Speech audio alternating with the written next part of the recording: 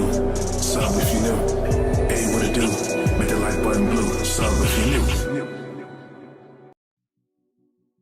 Hello, salutations. What it do? It's Sadot the Gamer. All father Durag Nation. No vows like subscribe. Let's get it. We are back for day 2 of Gamescom. This time we have the Future Games Show. It's becoming a tradition on this channel. Big shout out to the Future Games Show once again for inviting me to be an official co-streamer for the game. How's everyone doing? What's up, everyone? My people on Twitch and YouTube. What's up, Original? What's up? What's up, Banana Man? What's up, Vahanish? AA Spider. What's up, Bib? Old Man Eastwood. What it do? Can't wait to hear your initial thoughts on Outlaws. Same. Yeah, I think I'll have time to play it today. All I've done so far is just boot up the game, do my settings and stuff like that. So today, once the game show's over, I'm gonna dive into Outlaws. I'm gonna try to beat the entire game by the embargo time, record footage along the way so that I can do my review, and then I would probably do a live stream walkthrough of the game on that day as well. So Break, so Platinum, I6, how's everyone doing? Yvette, YouTube, Span, Yeet, yes sir. Sub Charles is gonna be a banger. Yes sir. Sub Tariq. Good go. Sub Jack. How's everyone doing? Yeah. I ended up not having time last night. And I wanna have like a marathon session.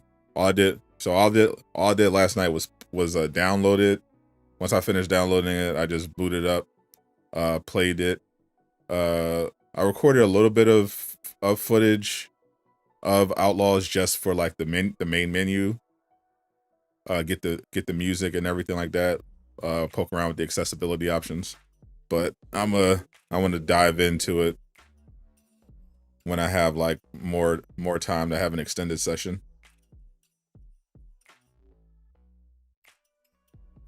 What's up, John? Hello there. All right, so we got about an hour, 30 minutes until the pre-show starts.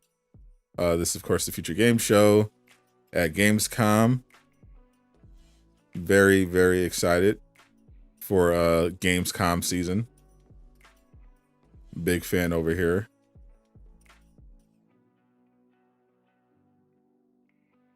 I got my trusty Google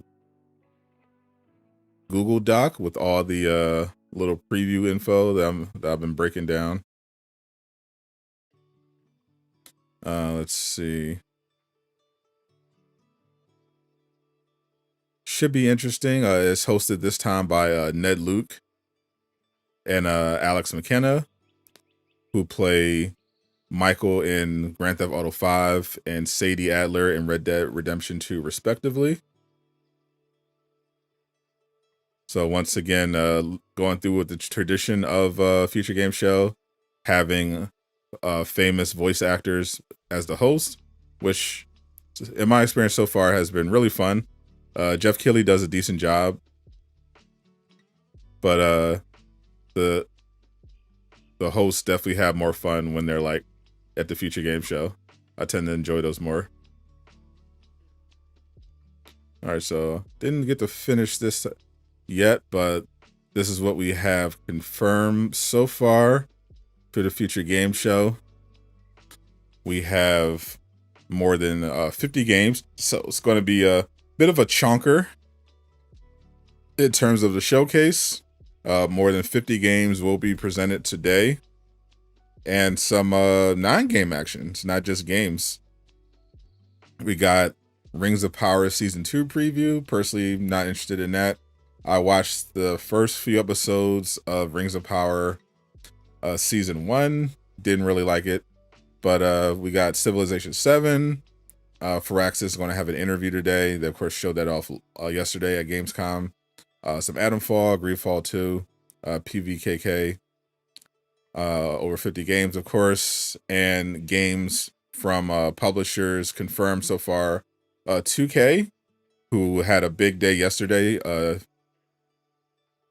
Well, Take-Two in general, but yeah, 2K specifically had a big day yesterday with the reveal of Borderlands 4.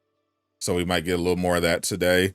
Plaion, fairly big publisher underneath the Embracer Group. They are confirmed today. They are publishing Marvel 1943 Rise of Hydra. They're also publishers of Payday 3. They're publishers of Dead Island 2, Goat Simulator, I believe. I think Plaion is Goat Simulator. Mr. Shock Blast, how you doing, Mr. Blast? So here, will it be time for the Sonic 3 trailer? I don't know if they're going to do the Sonic 3 trailer, but we will see. But yeah, let me fill this out.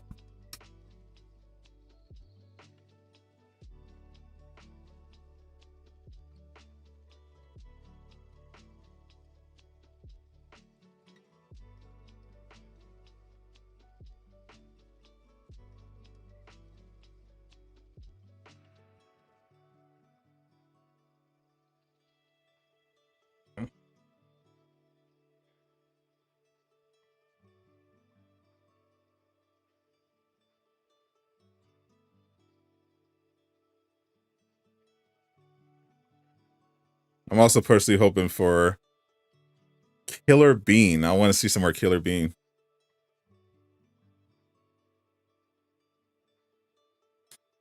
Do you know David Kushner? What does that have to do with the Future Game Show?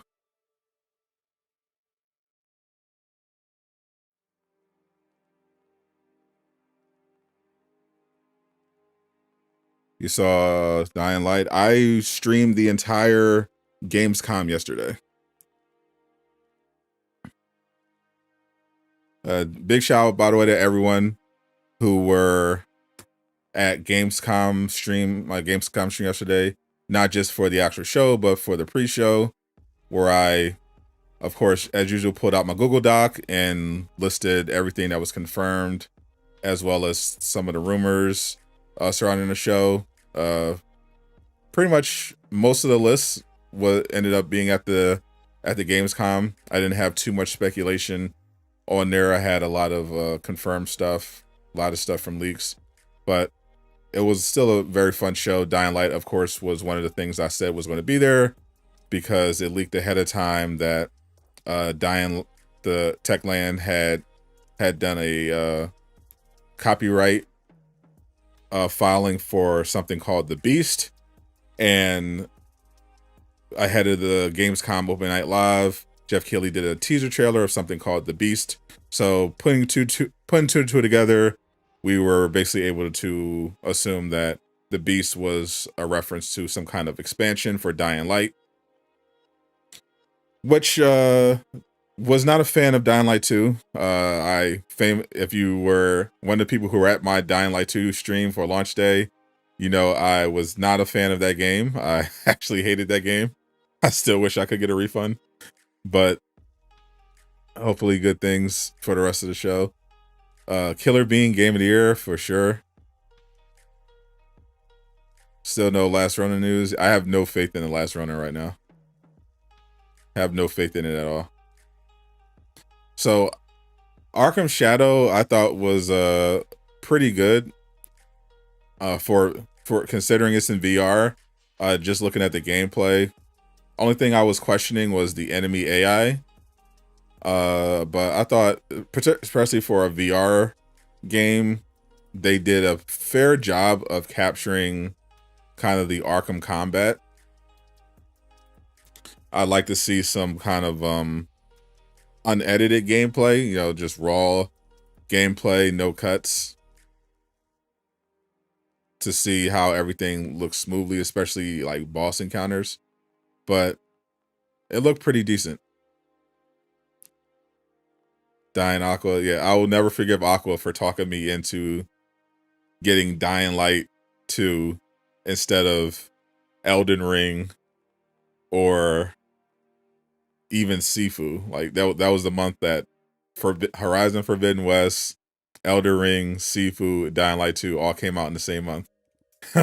I was committed to getting Forbidden West, so I was deciding between the others. And Aqua was like, no, you gotta get Dying Light 2. Dying Light 1 was a classic. Dying Light 2 is going to be amazing. It's zombies and parkour, and I do enjoy zombies and parkour. I'm a fan of both Mirror's Edge and anything zombies. So I was like, oh, how can they fuck this up? And they did in every way imaginable. So what are you gonna do?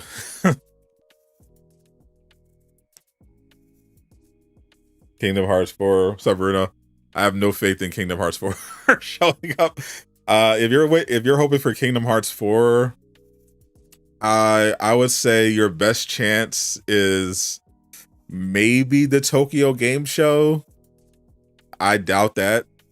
So I would say maybe look at the Game Awards in December. Aqua got a kid? No way. Dying Light 2 is a whole lot better now. I would hope so. I fundamentally just hate games that launch unfinished. like I hate that release it, patch it later mentality. I feel like just take the time that you need to make the game come out the way it needs to be. Like I was about to grab Black Myth Wukong, but I was looking at Skill Up's video of reviewing Gamescom everything this week, and apparently part of the issue, because I was wondering why I didn't get a code for it and why I couldn't find any console reviews of the game.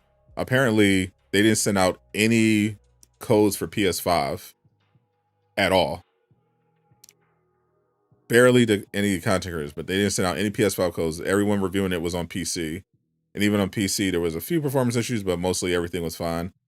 So I've definitely heard performance problems, so I'm definitely going to probably wait on Black Myth Wukong, maybe for like a patch before I dive into it, which is fine because I have like Star Wars Outlaws that I have to play anyway, so I'm not in a rush. Sub-Zero, I'm chilling. How you doing on this fine Wednesday? Oh, it's Wednesday. I thought it was Tuesday for a second.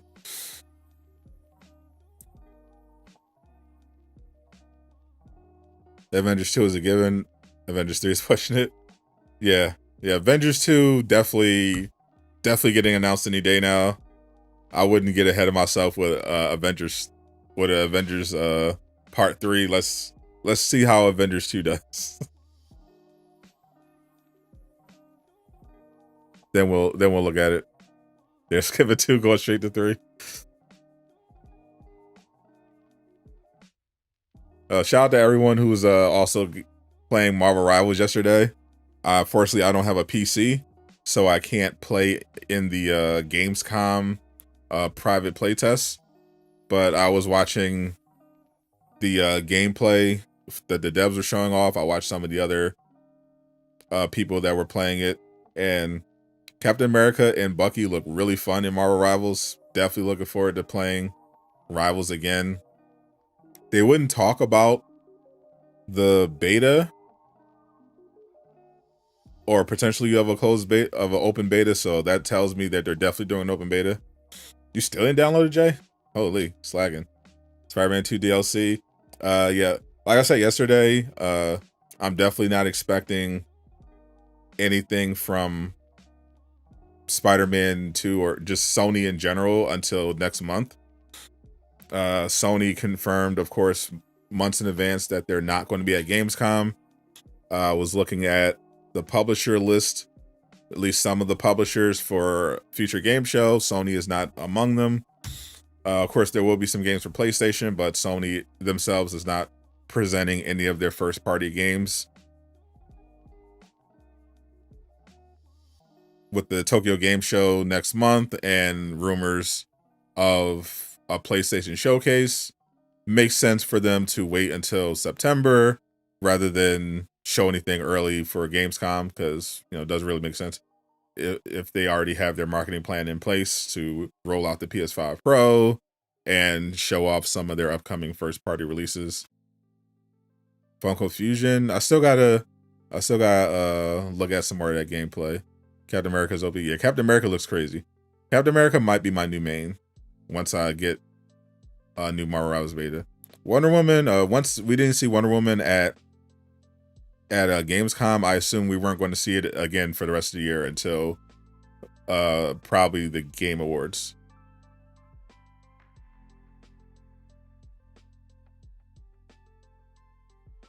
Spider-Man 2 is not a future game. Yeah, Future Game Show doesn't typically do DLC. That would be more of a Gamescom thing. Gamescom had a lot of DLC yesterday, but like I said, Sony decided they weren't going to be at Gamescom. Future Game Show is for mainly focused towards upcoming games. So Wolverine would be part of the Future Game Show if Insomniac were there, which again, I'm not expecting them to be there. But yeah, Marvel's Iron Man would be there. We would be considered something for a Future Game Show. But yeah, not necessarily DLC. Was Wonder Woman in trouble? Yeah. There was a report from Greg Miller from a Kind of Funny podcast. He was told behind the scenes that the Wonder Woman game had been having development problems over the last year. And we haven't really heard anything good news wise from that since. So maybe production has fallen behind schedule. Only other thing I heard about Wonder Woman game is that Rocksteady is helping as a support studio, but for Hogwarts Legacy, but WB Games Montreal is helping work on the Wonder Woman game as a support studio. They're helping Monolith out, and I would hope that would have helped, but apparently over the last year things have been a little not good. But things can turn around fairly quickly in game development, so we're just kind of waiting. They released that survey recently that had some new concept art, some story details, and it all looked really good. It's just they're just taking their time because I would imagine the game is just not ready. There's a rumor that they're aiming for 2025 for Wonder Woman, but yeah, until we see some official updates, where I'm just going to put that on the back burner. But if it's not at the Game Awards in December, I'm going to just assume it's delayed to 2026, or it's going to wait. It's not coming out until 2026. So Capte, I will assume that they're having some kind of internal issue, and the game and progression on the game isn't going as fast as they would hope.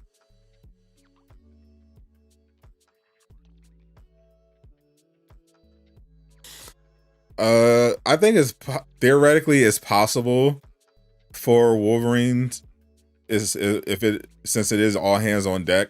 I think it's theoretically possible for Wolverine to come out maybe late 2025. But do you want it to come out late 2025 with GTA 6? No.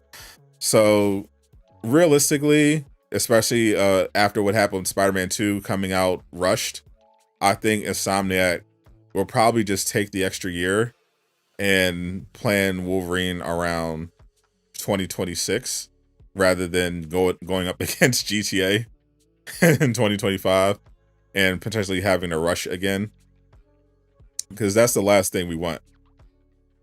Spider-Man 2 was still really good, but clearly, and this is from the creative director's own words, they didn't have the time they needed. They weren't hitting the milestones that Sony wanted. They didn't have enough time, so they had to cut a bunch of stuff. So it was not the most polished that they wanted it to be. So for Wolverine, especially when you're dealing with a cyber attack, just take the extra year.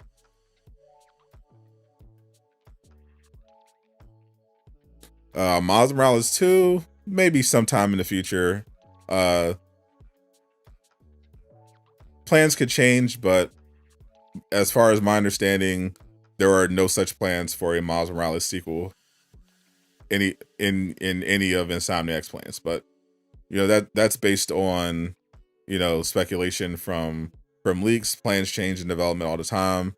Like Insomniac at one point was working on a Spider-Man live service game, the Great Web, which looked really good, but then, it got canceled by Sony. So you never know what's going on in development, but realistically, they're looking at Venom spinoff game, Spider-Man 3, Wolverine are like the priorities, I would say, in their immediate future. Still in a Spider-Man 2 director's cut. That would be cool. Here, Stellar Blade or Helldivers 2 might win Game of the Year. There's no chance.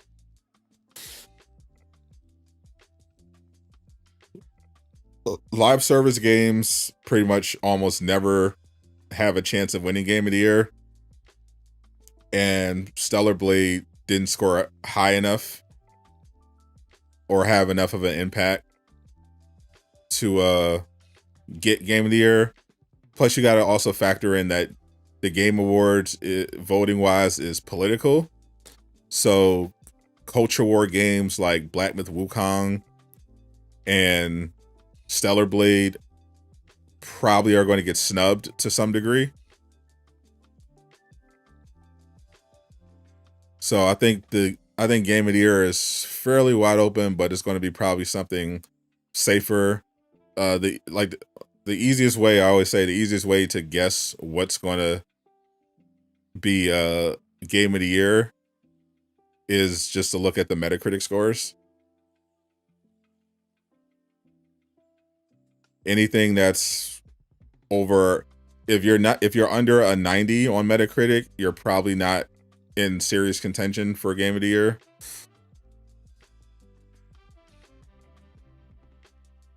If you're like above 94, you're almost guaranteed to win.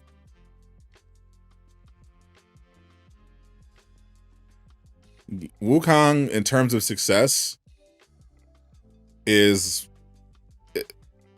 Wukong is basically the Hogwarts Legacy of this year. I think that's the perfect way to describe it. It was an action game. It was an action RPG. A lot of people were looking forward to. Very straightforward, simple action RPG. People were looking forward to. It got caught up in culture war BS because of progressive journalists, and became like a massive success beyond even the initial high expectations. Like 2 million is insane. 2 million concurrent players on Steam consistently is ridiculous. Like, easily, I would say, if I was estimating based on just on the Steam numbers for Black Myth Wukong, it might have sold 10 million copies in 24 hours. Probably more.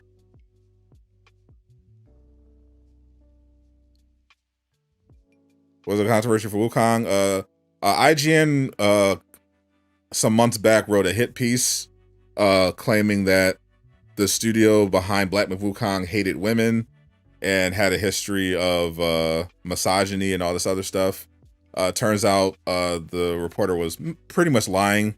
They were taking quotes out of context. They were mistranslating comments made by the developers, and a ton of people jumped on IGN for that. And someone put out a conspiracy theory that the only reason that we were seeing hit pieces against Black Myth Wukong is because the developers refused to accept the offer to give millions of dollars to Western consultancy groups like Sweet Baby Inc. to inject DEI into the game. No evidence was presented for that, but based on the timing of and the weirdness of this random IGN hit piece and a connection the writer had to Sweet Baby, people just ran with that conspiracy theory and just assumed that woke journalists were going to be targeting Black Myth Wukong for political reasons because of their refusal to pander to Western progressives, and adding fuel to their fire was a Screen Rant. They did a review of Black Myth Wukong when the review embargo was hit, and they gave it a 6 out of 10. And one of the reasons they gave it a lower score than everyone else is because they said the game lacked diversity and inclusion. So that pretty much solidified that the theory was true. And most of the people who were already leaning that way's mind, that this was purely political. They were just trying to bring down the game for purely political reasons. So that definitely triggered a big influx of sales. So that's why I think the Hogwarts Legacy comparison is pretty apt here. It's a solid game from what I can tell, outside of the performance issues. And from what I was watching, I don't like the voice that they chose for the main character. I thought that was pretty weak, but otherwise the game looks really good. I hear it's really challenging. It looks fun. So performance issues aside, and obviously it's not the greatest storytelling from what I could tell. It's mainly about the action. It seems like it's going to be a really good game. That's obviously tremendously successful financially, but it's definitely a game that's going to be, shrouded in culture war nonsense that's going to be obscuring how good it really is. You're going to have some people saying it's the masterpiece, the greatest thing ever, just to own the libs, and then you're going to have, of course, people on the other side saying, "Oh, it's not that good," and the studios are bigots or whatever. So it's always going to be it's always some nonsense with a new game coming out. It's not enough to just have a game now. There has to be some kind of culture war spin to it, especially when grifters get involved. Like they're even trying to start this up with Capcom. I saw this. This was actually really funny on Twitter. Grums, who's like the lead grifter of the right, he tried to start some stuff saying Capcom went woke, but because of he took a screenshot from the new Monster Hunter game, and because he showed one of the women and was trying to say that, oh, they made the women ugly, and he just got absolutely destroyed. It was so funny. Someone pointed out, someone showed all the other cute girls that are in the new Monster Hunter game, and we're just destroying this dude so bad that he deleted the post. It was so funny. I love seeing grifters put in their place. It's absolutely the best. Believe it or not, every game is not made with a political agenda. Some people just want to make video games. There's not a conspiracy behind every game. Sweet Baby isn't hiding behind every video game. trying to conspire. It's not that deep. The reason you're saying this is the people that are voting for Take-Two to win Game of the Year. Yeah. Well, I pretty much stopped taking the Game Awards seriously when Hogwarts Legacy didn't get a single nomination last year. Like, there's just absolutely no way a new RPG game outsells Call of Duty and doesn't get a single nomination. Like, we all knew exactly. As soon as we saw the nominations come out, and we saw that Hogwarts Legacy wasn't nominated for any category, we knew exactly what time the Game Awards was on. So at this point, I only look at the Game Awards just like the future game, just like any other showcase.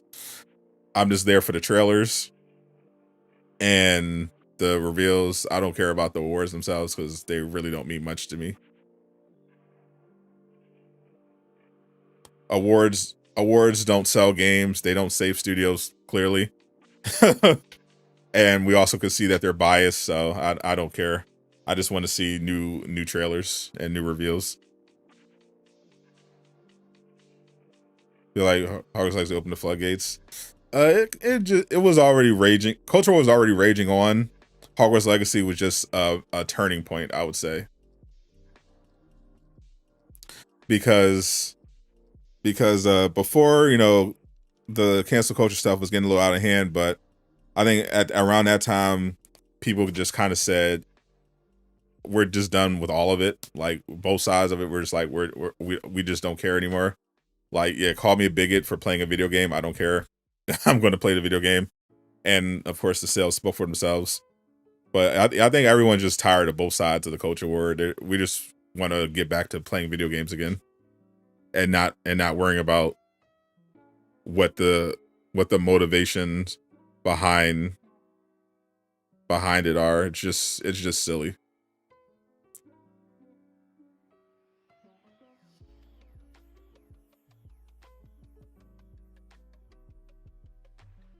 If I never see the words "sweet baby" again, I'll be a happy man.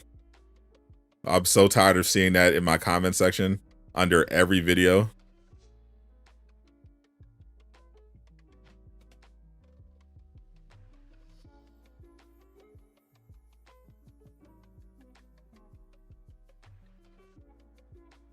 Spider-Man 2 DLC is not canceled. It's just not at Gamescom. Big Arkham City was nominated for it. Arkham City definitely got a Game of the Year nomination. It did not win though. Yeah, Arkham City, I think it also had, I think it might be the highest scoring superhero game in the history of Metacritic. But let's see, what game beat Arkham City?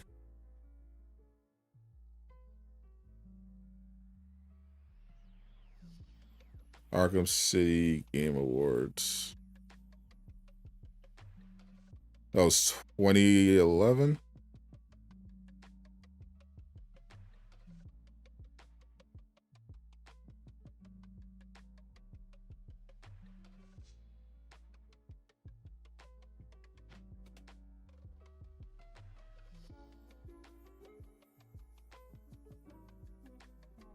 Game of the Year.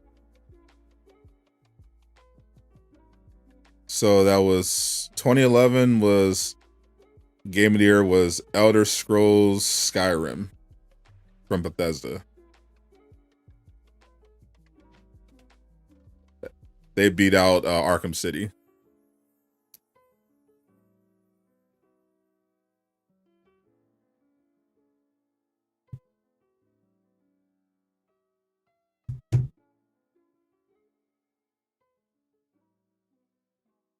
Great friend of yours that is part of the LGBTQ community wouldn't play the game, but would come watch you play, but then was sucked into how fun the game looked and bought the game. I was like it's not that deep.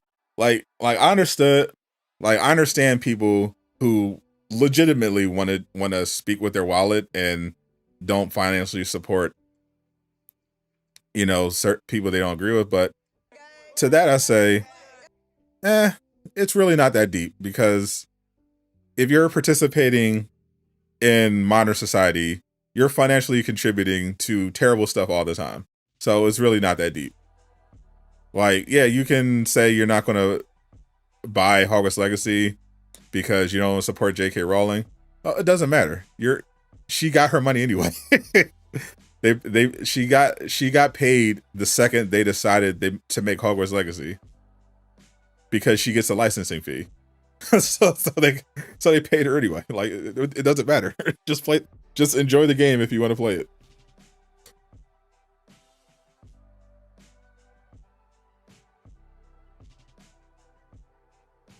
You believe Red Skull will be the big bad for Rise of Hydra? I mean, it is called Rise of Hydra, so good chance that they make him the boss rather than the other villain that was around during that particular war. I don't think that would make for an interesting boss battle.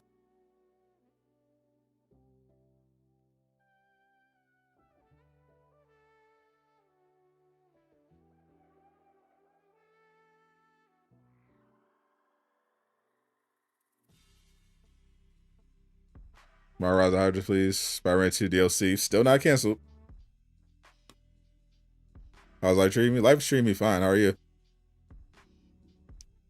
Yeah, if you look at most of the Game Award Game of the Year winners, they have pretty high. They have Metacritic scores over 90.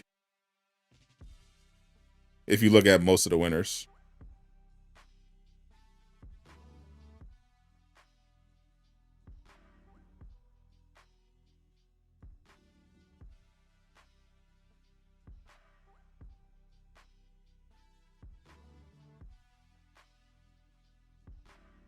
Sweet Baby is indeed a joke.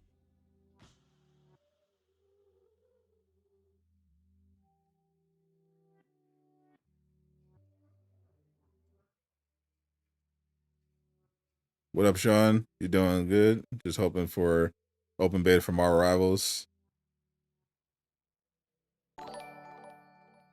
Yeah, as soon as I saw, because I was wondering what they were planning for the Future Game Show today, and as soon as I saw Plaion, I was like, oh, we might see some Marvel Hydra, since Plaion just announced that they're publishing the game.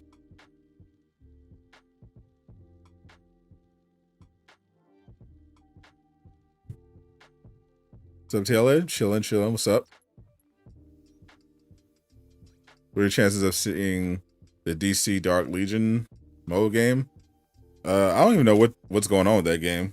I haven't seen it at any shows. I know it's out there. I know they've been promoting it, but I haven't seen it at any showcases. So probably zero. For whatever reason, they haven't been at any of the Jeff Keighley events. They've sent me emails about promoting the game. I've seen them promote the game on social media, but haven't seen them at any showcases. So maybe they just don't want to spend the money. I don't know. I don't know. Yeah, definitely hoping for Rise of Hydra. Either Red Skull or Baron Zemo. Yeah, pretty much. Yeah, I'm interested to see, because they got to definitely get creative, or just have at least have some stronger enemies, because this is a game where you're playing as Black Panther and Captain America. Sure, you have some games where you're going to have some missions where you're the Howling Commando or you're the Dora Milaje member. But in general, when you're on the super powered guys, you gotta eventually have some potentially tough enemies. So I imagine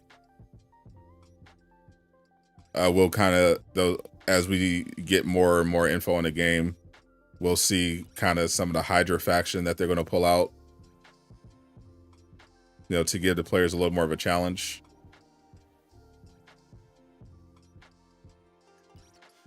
Because we're not going to be beating our regular soldiers the whole game. Blade isn't coming out until supposedly 2027, so I wouldn't expect any serious marketing for that game until 2026. But I think it's safe to assume that game is going to be on PlayStation 5, like I told people. Like, after we just got people are crashing out too on social media over this. But yeah, after Indiana Jones was confirmed to be coming to PlayStation 5, because it's like, yeah, Microsoft told you this. They're going away from, they're out of the console wars. They're going multi-platform. They're not trying to be exclusive publisher anymore. Like they said this, but Xbox fans were just coping and not believing them. It was like, no, that's what they want to do. They're all in on Game Pass. They don't care about exclusives. They see the Xbox sales. They're just like, yeah, we're just going to get our games on as many platforms as possible.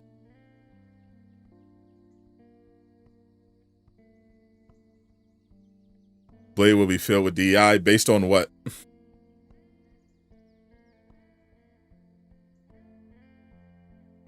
Based on what evidence? What Arcane Leon games were filled with DEI?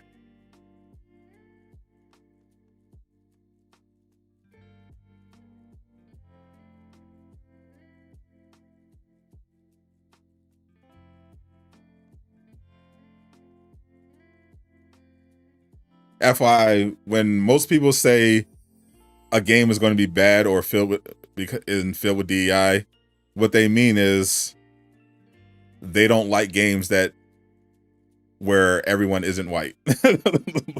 That's what they mean.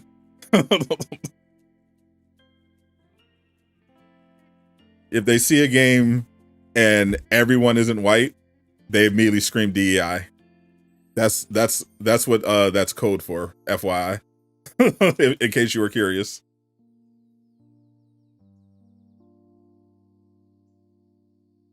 Like we have the trailer, we have some concept art, we have a history of games from Arcane Leon to look at, to kind of see what their sensibilities are, what kind of stuff they did. Like, there's literally no reason to assume anything negative about the Blade game so far, based on how little we know about it and how cool the trailer was. Yeah, if you look at the comment section from these sorts of people, like Grums, like just looking at his posts, if you look at the comment section of his followers, most of them are just racist. That's what it comes down to.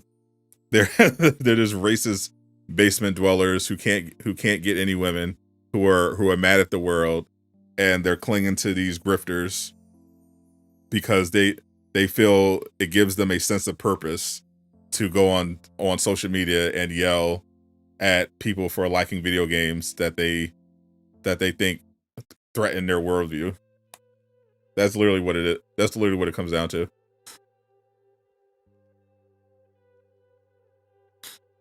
Do you think we'll get post-launch DLC for Rise of Hydra? Probably not. Hear you talk about is make you scream DEI. Yeah. It's always possible, but Rise of Hydra seems like it's being made by Amy Hennig. The mastermind behind the Uncharted series. Just looking at Rise of Hydra, it seems like a kind of traditional story-driven action-adventure game. There's always a possibility of DLC, but I wouldn't expect it. If it was Ubisoft, for sure, that would be a guarantee.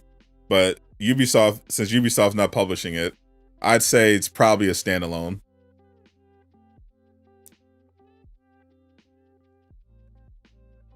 Chick-fil-A is launching its own streaming platform. That has to be a meme. There's no way that's true.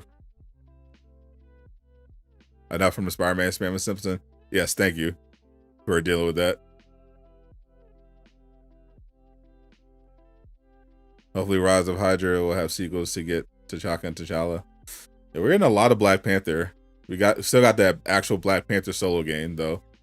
It is questionable if the EA Black Panther game will have T'Challa, because it's still early, but the leaks that Jeff Grubb provided indicated the direction they were leaning in was an original story where you're taking over for Black Panther after he dies. So good. So if they don't change that, then yeah, no T'Challa there.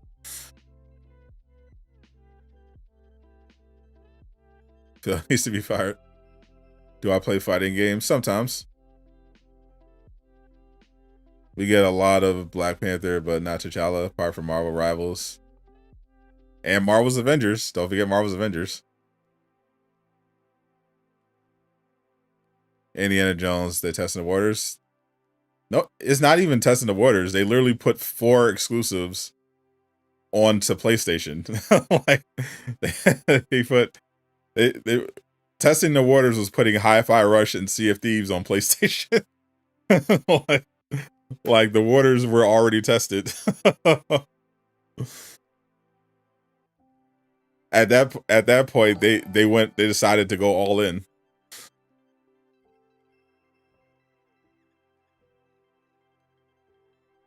However, they still make the BP game. The social comments are flooded with hate from that old vid, from that one dev. Yeah, I'm not worried about it. I think yeah, the great thing is that social media people who rage on social media have way less influence than they think they do. So the only thing that can threaten the development of the Black Panther game is money.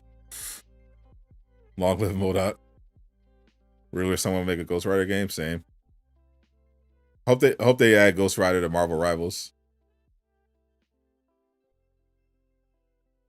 We definitely need a new Godzilla game. Aren't they making some new Godzilla Kong stuff? I heard some stuff was going on. Where's B-Wags? I have no idea. I haven't checked up on them. Resident Evil 9 today? Highly doubt it. Next X-Men game would be sick. The anti-DEI soldier is about to come out in full force for the Black Panther game. Oh no doubt. Probably for the Blade game too. And pretty much every Insomniac game too from now on. Every superhero Insomniac game. They're already out for Marvel's Wolverine. They're probably going to be out for Spider-Man 2 DLC as well. They just have nothing to do. They're definitely out there for Star Wars Outlaws and Assassin's Creed. Is Gamescom the biggest gaming event? It's debatable. I mean, these days, in terms of like scale, probably. Because Gamescom is a big 4-day event. It's not just, the opening night live. It's a big multi-day event with all these booths set up for different games. And since E3 doesn't exist anymore, Gamescom is pretty much the closest direct equivalent to E3. Summer Game Fest is more of a showcase, though it does have some stuff there. Gamescom is more like the direct E3 successor, though it takes place in Germany instead of the States. But in terms of viewership, pretty much I think the PlayStation Showcase is always like the most viewed. If we just go by viewership, pretty sure the PlayStation Showcase is always the most viewed of the gaming events. That and Nintendo Direct. Subnava. Travis in the building. E3 is peak. At one point, E3 was peak. To me, E3 was peak back when G4 was peak. If anyone's old enough to remember, before a lot of people probably think of G4 now and its L comeback attempt. But when I was coming up, G4 was elite. G4 was king. Like, gaming was just becoming more and more mainstream, and G4 had its own TV network, and they had some absolutely banger shows like Cinematech, Judgment Day. They had really, really good E3 coverage,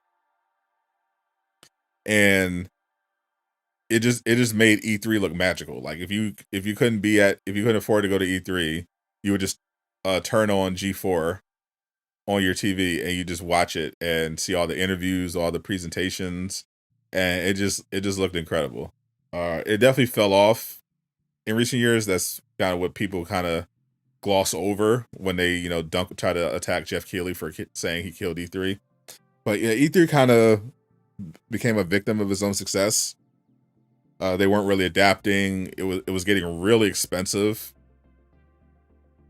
for studios to set up booths at E3, and then the pandemic hit, and that's kind of like fast tracked the fall of E3, which was already kind of happening because of how expensive it was. More and more people were pulling out, and then like the pandemic just gave everyone a reason to not do it. It just completely evolved past it. Like, big publishers like Sony were like, well, wait a minute, why are we spending all this money to have a booth at E3 when we can just cut together a 40-minute compilation of trailers for our upcoming games and air it on our YouTube channel and get the same, if not more, even more attention. And that's what they did. that's why big publishers that could afford it, we're just like, yeah, we're just going to kind of do our own showcases digitally. It avoids the in-person thing, and it saves us money. That's what they mainly realized during that pandemic. It's like, yeah, we have to do digital because of the rules, but also this saves us so much money and it's more convenient. So they just ended up doing that. Yeah, G4 with Olivia Munn. Oh yeah, old school Olivia Munn, elite. Watching Sadot and play Midnight Suns. Oof. Shout out to Midnight Suns. Firaxis. Shout out to Firaxis, the creators of Midnight Suns. They're going to be at the Future Games Show showing off Civilization. I would love for them to announce Midnight Suns 2 or Season 2 of DLC, but probably not happening. We're having the AI Iron Man game. I assume they're still cooking. I mean, that's the last update we got from Motive. So Motive is part of Motive Studios is doing support work for Battlefield, which isn't great, but the rest of them are focused on Iron Man. It was playtesting in 2022, so it can't be that long before we get some kind of announcement trailer or something. So probably, if not today, if not Gamescom week, probably Game Awards. Assfield. Yeah, Starfield had its release date for this new expansion yesterday. Yeah, I still have no interest in playing Starfield at all. Am I playing Star Wars Outlaws when it comes out? I'm playing Star Wars Outlaws today. I have it already.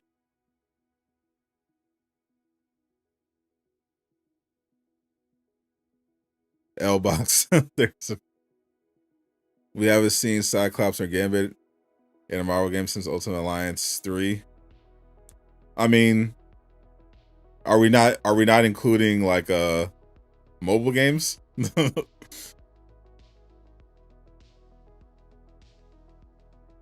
They're definitely in Marvel Snap and the other Marvel mobile games.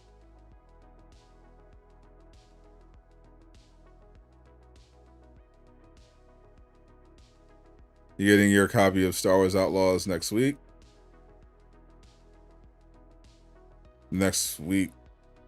So I know I haven't paid too much attention to the bonuses, but I know if you assume it's a pre-order bonus, but early access, if you assume got the deluxe or whatever, starts on the 27th. I don't know what it comes with other than I think you get DLC with it, but otherwise I haven't paid attention to it. I think they sent me the Ultimate Edition when I downloaded it yesterday. I'm pretty sure it said Ultimate Edition, so I think I have all the DLC and any of the bonuses. Do a kill for X-Men game? Same. That's why I can't wait for Marvel's Wolverine. Only 5 minutes left to greatness. Hopefully greatness. Spent way too much money on Marvel Snap. I've never played it. I've been avoiding mobile games. I know that trap though. I used to play Duel Links on my phone like a lot, like competitively. Yeah, I know I spent a lot of money opening packs on that one, so I wasn't trying to get sucked into Marvel Snap.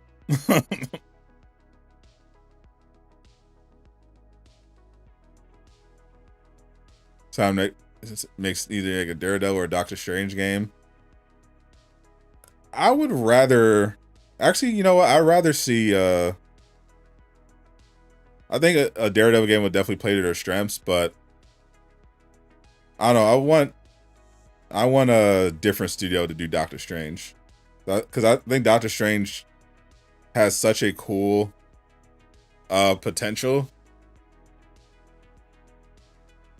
when it comes to the type of game you can make with Doctor Strange, because there's the cool magic and stuff, but there's like horror elements you can do.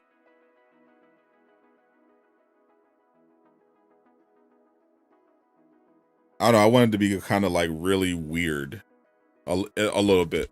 That's why I know they're working on Control, a sequel to Control, but I feel like Remedy would be my #1 choice to make a Doctor Strange or Scarlet Witch game. just after playing Control, you know, I didn't get into Alan Wake, but I thought Control was just such a good game, and thought just from what I saw, they would be perfect to do Doctor Strange or Scarlet Witch, because Control kind of felt like that. You know, it's a third person shooter. She has some psychic powers, but you know, the environments, the enemies, the weird effects and powers, it was just so well done. I just was imagining how much fun they would have with the Doctor Strange IP. I think they would be like my #1 choice. But I like that they're kind of doing their own thing.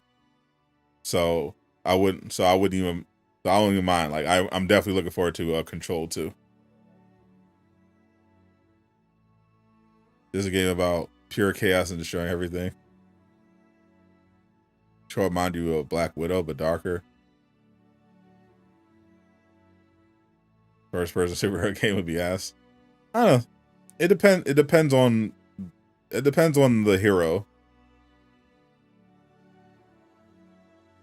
Like, I feel like if you made a Punisher game, I think making that first person would make sense. Because usually with other heroes, like, part of the big part of the experience is seeing it in third person. You know, like, you wouldn't want to just be playing a Spider-Man game necessarily in first person the whole time. You want to see the suits, you want to see all the cool moves and combos. But I feel like a Punisher game makes perfect sense in first person.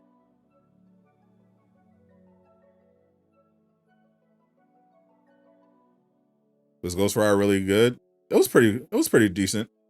I haven't finished it yet, but I was playing it for a while. I liked it. I thought it was pretty cool. Cross High 3 would be crazy. 100%. Naughty Dog Punisher. Naughty Dog Punisher game. I would definitely rather have a Green Arrow or Hawkeye game than Punisher. But I respect the Punisher enjoyers. So Bob, I'm doing good. How are you doing?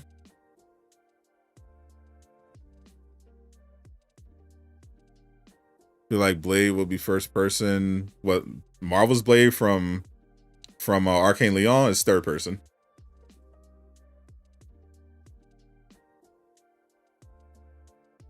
Based on the concept art that I saw for it, it's definitely third person.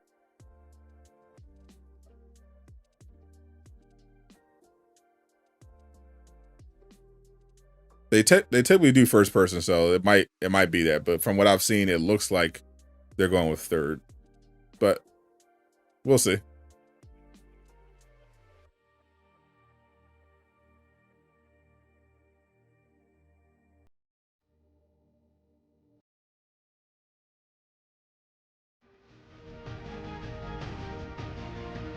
Got the epic music.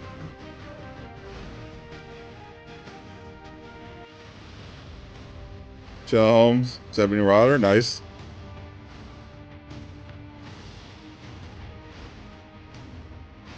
Get hype.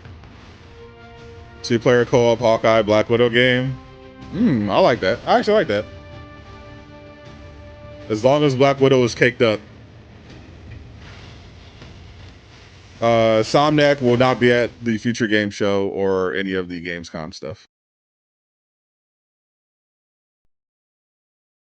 Can they just announce Avengers 3 already? I know, right?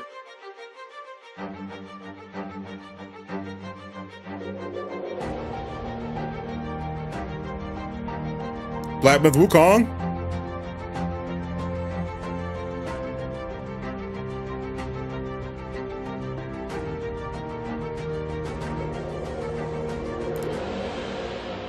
Future Game Show, presented by Civilization 7. Hey everybody, and welcome to the Future Game Show at Gamescom, presented by Sid Meier's Civilization 7. I'm Ned Luke, though. You might know me best as 2013's Father of the Year, Michael DeSanta from Grand Theft Auto 5. And I'm here today to Grand Theft Auto, a boatload of exclusive video game news. But every big score requires partners in crime. And thankfully, I got one of the best in the business here. How you doing, Alex? I mean, hi, Ned. It's so good to be here. Howdy to the folks at home. My name is Alex McKenna, and I played the ruthless outlaw Sadie Adler in Red Dead Redemption 2. Shout out to Red Dead. Ned and I could probably deliver a mean seminar on virtual robbery, but we've got a red hot They got Michael. trailers to show you instead. Michael and Sadie. And over the next 90 minutes, you can expect world premieres, developer presentations, and gameplay deep dives on the most exciting upcoming games. Yeah, we'll also have plenty to share about Civilization 7. GTA 7. Our collaboration with the team at Firaxis Games. But more on that later. Yeah, for now, just do me a favor and be cool, all right? Get comfy. Make sure you got a lot of popcorn within arm's reach because our first world premiere is coming up now. The Future Game Show always brings in really great voice actors to host. It's one of my favorite parts of the show.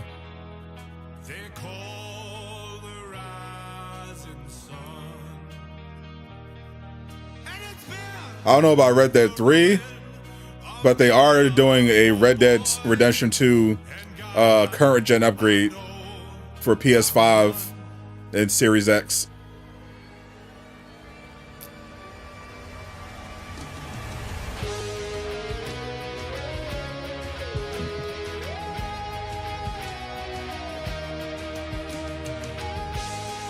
Are you going to start off with Civilization?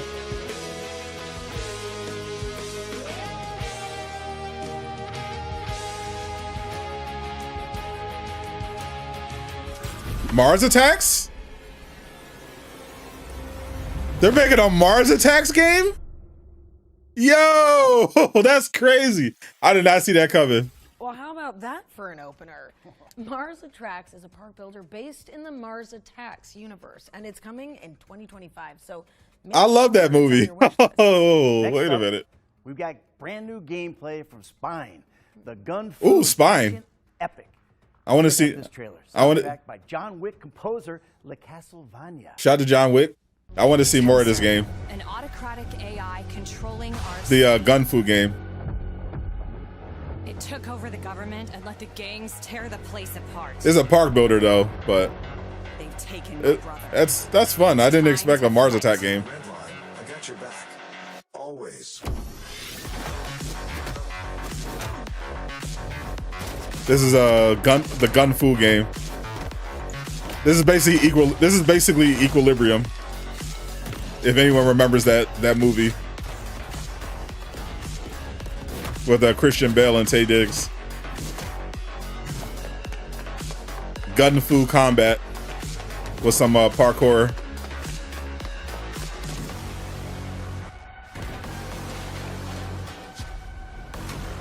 Was that James Spader? No. Never asked for this.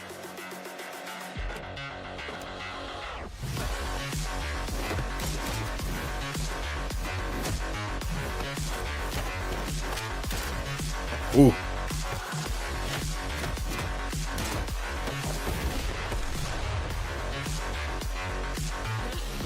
Yeah, this looks fun. I know Joseph Whitty was interested in this. Shout out to Whitty.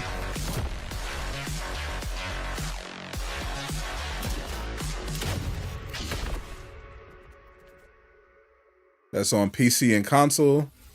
Spine Definitely gotta tap in. PC and consoles, so get it on your wish lists. And keep in mind that you can find all of the games featured in today's show on our official Steam page. Gotham Knights comment. That looked nothing like Gotham Knights. Future Game Show into your search engine and click on our Steam page. Okay, well, this next game is I played Dagger's Arbor too. I did play it and reviewed it. On an expedition to Atlantis. Let's check out the Explorator.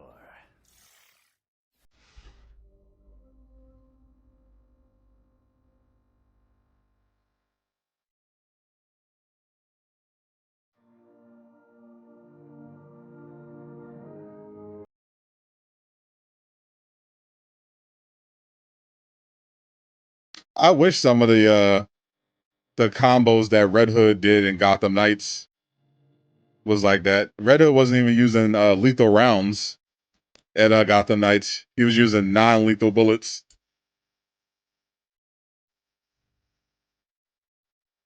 She's straight up just taking people out.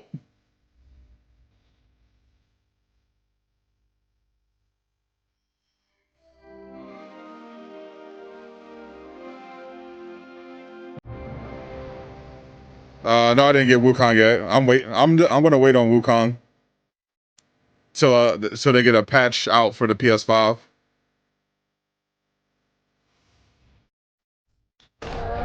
Combo's not. I got to let you know. Yeah, even if I didn't play Gotham Knights. Oh my god, I did not expect this. What the heck?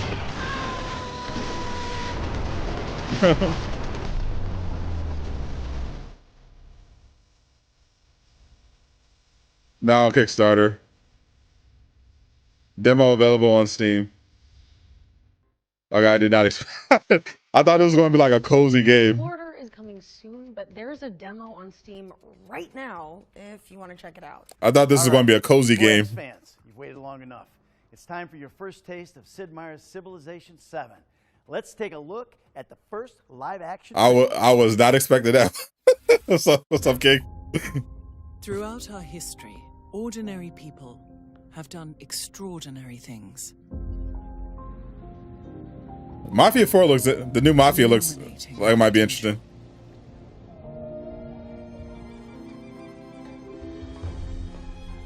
They inspired movements, created the impossible, and destroyed the indestructible. Ordinary people chose to change the world, chose to dream, to build, to hope, to always hope. And if there's hope for one of us, there's hope for us all. Now I don't think I've ever played a Civ game. Imagine civilization and build something you believe in. You may have heard a familiar voice in that trailer, and that's because Gwendolyn... And if you're interested in any of the games that you see, exclamation mark FGS. Pass it over to the development team for even more. You want to wish list any of the games you see here that are on Steam? Civilization 7 has been a lift. We've been doing things that were much more challenging than we've ever had in the past. Ed came into this game, Ed Beach, the lead designer, with the intention of changing the way that we go about making a Civ game. He wanted to shift it slightly in one direction or the other, and make it so is that our the chick fans from can't Game of really Thrones? lay out and predict exactly what No, she's the voice of Sadie Adler in Red Dead Redemption 2. We're talking about a new game. Inevitably, our fans know what we're doing because definitely don't tell Cap Tay to shush. They know that eventually we're going to need a government here. Definitely don't tell mods to shush. X, Y, yields Z. So he wanted to change that up. And with the current design that he's delivering, combined with shipping on all platforms all at the same time, this was a lift for the team. My name is Ed Beach, and I am the Take that, you right. director for Civilization 7. I love historical strategy games, whether it's a board game or a video game. Brianna Tarth. Love anything where there's a really detailed, involved. I don't know which one. So which one are you talking about? Game for me. In Civilization, we're always trying to paint a positive picture of the world, highlight all of the great accomplishments that humanity has achieved and all of the different cultures across the world have achieved. That's still true in Civilization 7. We're still highlighting the best things about each leader, about each civilization, and about each time period in history. As a lifelong history nut, I've always been drawn to the franchise as a means of... Any rumors for big reveals? We'll see. Create history, but also creating alt history. Most of the rumors were for Gamescom yesterday. Allow for a rich playground to overall learn more about history and its narratives. We always want Civilization to be a snapshot of what you as a person and the empire you build to be this forward-looking, beautiful, shining light on a hill. And I think that even rides even better with Civilization 7. I love the new mechanics of new cultures emerging. I love the idea that everything you build is multicultural now.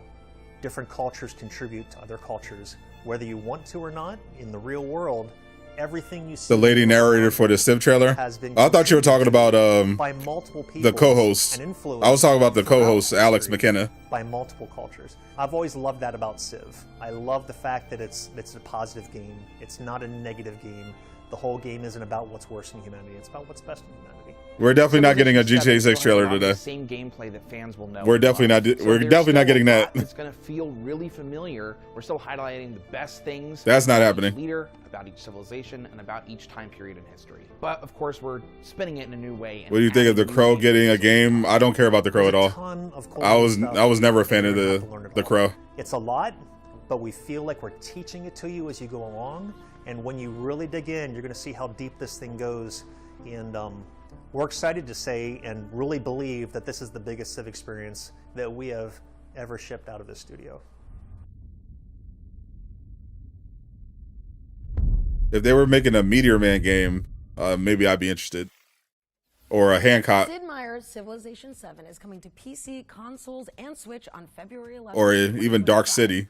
We'll have more from Firaxis later in the show, including a special gameplay trailer, so stay tuned.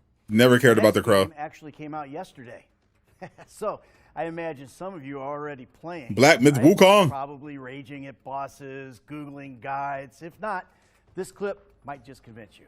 Here's the launch trailer for Black Myth Wukong. Wukong. Superman game is a must. Are there more good folks in the world or bad? More good, of course. Then why is there always suffering? And why do the bad folks always win? That I was watching Afro Senju. That baby was putting him through it. That baby monster was giving him the business in Black Myth Wukong. It took him like 10 tries to clear that, maybe more to clear that boss. He was raging.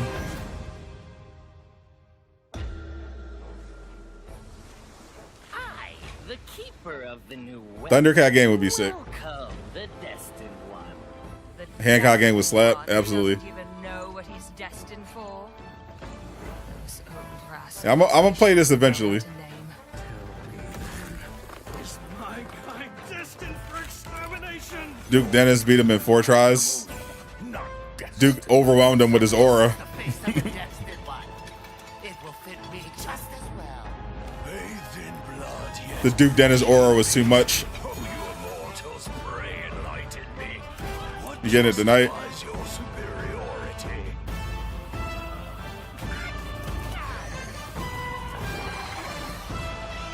Holy. Yeah, these are like some of the best boss fights I've ever seen. Like the spectacle, the creativity, the volume.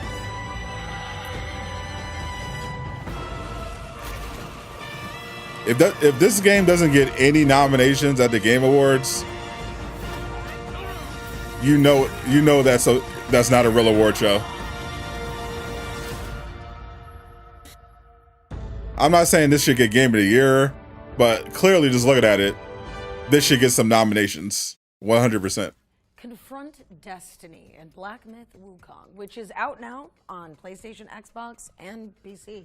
By the way, if you're enjoying the show, What's up, Ground Zero? head to the link on the screen and fill out that FGS survey to have a chance at winning an iBuyPower gaming PC complete with an AMD Ryzen 7 CPU and GeForce RTX 4070 Nerd. with over $1,500, baby. I actually need that. World premiere now, but if you watched our summer showcase, you might know already. I actually do need that.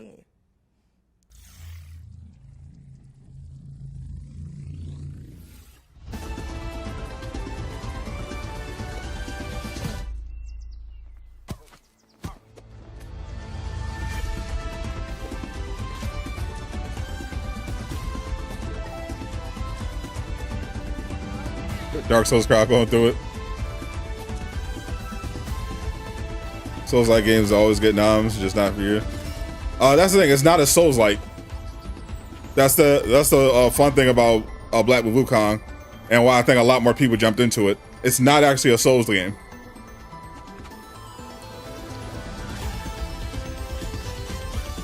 It has elements of difficulty that appeal to Souls players, but it's not a Souls game.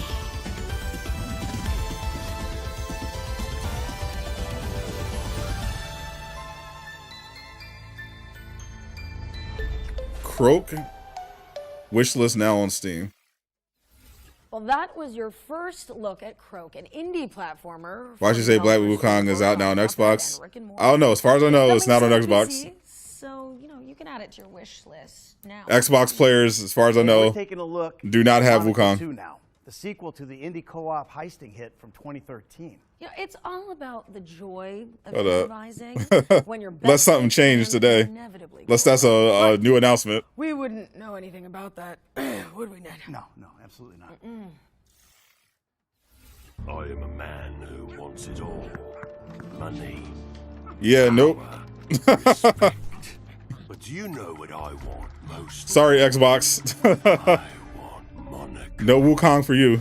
Right, let's go over the plan one last time. Today's heist, like every heist, is another step She teasing you. toward the prize. So Holy. God denied me. Imagine they make a Kenna too. Distract the guards with her. Oh yeah, that would be nice. I like Kenna. And Cicero will make sure that Kenna Bridge of Spirits was really good. Stray as well. I would love a sequel to Stray.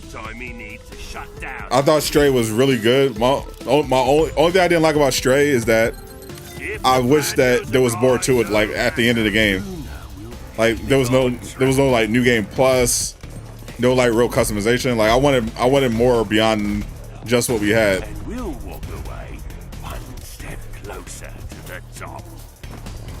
I would definitely get a sequel. Run away as the case. Or some Stray DLC. Yeah, even not even a full sequel, just give me some DLC. Or they may chase us, but we'll always be one step ahead. Sadie's wifey. This is my city. This is my empire of crime. This is Monaco.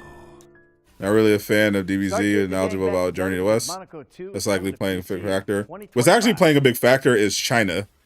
We're taking a closer look at Raven's Watch now. It's the biggest it's the biggest game to come out of China.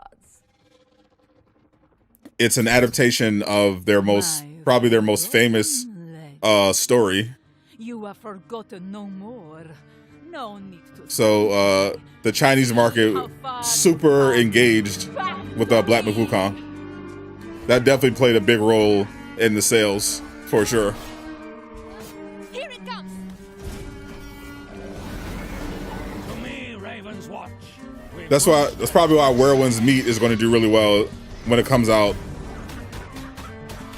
Make me proud. I think that's going to be another really surprise hit. The fated moment approaches. Get ready. Show me what you have become. Show the world what I've made of you. Excited for Greedfall 2. Just got Greedfall 1 last month. Can't wait for their next game. Yeah. You're in for luck. You're in luck then. They're definitely showing off some Greedfall 2 today. Watch is launching later this year, but it's available now in early access if you can't wait to play it. I'm definitely waiting for some Killer Bean. Zero Space, a story-driven, real-time strategy game built with consultation from professional StarCraft players. Is Black Myth Wukong similar to Wolong? I never played Wolong. It's definitely similar to Stellar Blade. Will not be the last. We will do everything in our People are compared to Elden Ring, but it's definitely much closer to Sekiro than Elden Ring or Ninja Gaiden. Our enemies and allies alike watch with hungry eyes, ready to betray and undermine. And still, Killer Bean was expressive plus. Expect to look that good. Same. Together.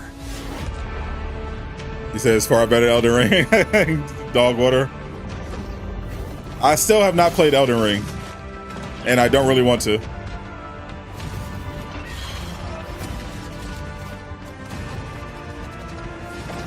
Every decision has a consequence. The choice is yours. Zero Space is coming soon, so get it on your wish list. You can also support the game on BackerKit to get access to the upcoming beta. Let's keep it rolling with another world premiere. This one's an atmospheric puzzle adventure game set in the Northern Latitudes. Ooh, the Northern Latitudes. You bought Elden Ring and never played it? Wow. You'll sell your soul for Killer Bean? Well, let's keep it rolling with another world premiere. This one's an atmospheric puzzle adventure game set in the Northern Latitudes. You bought Elden Ring and never played it? Wow. You'll sell your soul for Killer Bean? I unironically cannot wait to play Killer Bean. Killer Bean looked unbelievable. I say the lack of Killer Bean, in my opinion, is the only thing really separating Gamescom from the Summer Game Fest in terms of quality. I feel like Gamescom had a really good showing yesterday, opening night live. Or lose the common touch. If neither foes nor loving friends could, I feel like the only thing missing was Killer Bean. All men count with you, but none too much. If you can fill the unforgiving minute with 60 seconds worth of distance run. What did you miss? You had to set your grandma's internet? Nothing too crazy right now. We're just getting started. You'll be a man, my son. They showed the Black Myth Wukong launch trailer again. Some Civilization 7. Interesting enough, we're getting a Mars Attack game. I don't know how many in chat are old enough to remember Mars Attack. Oh, I love this music.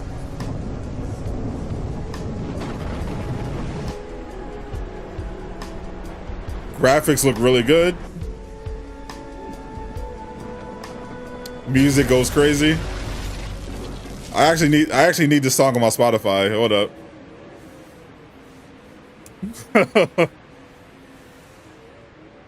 I will find you. Will Follow the Light. Wishlist on will.com. It's on console as well. I need that. Right. I need that song. Will Follow the Light is coming to PC, Xbox, and PlayStation in 2025. Alex, next.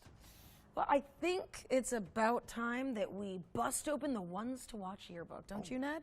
First up is Greedfall 2, The Dying World. There he goes. This is an even deeper RPG experience than its predecessor, if you can believe that. Let's find out more. We had a Greedfall fan in the chat. Here you go.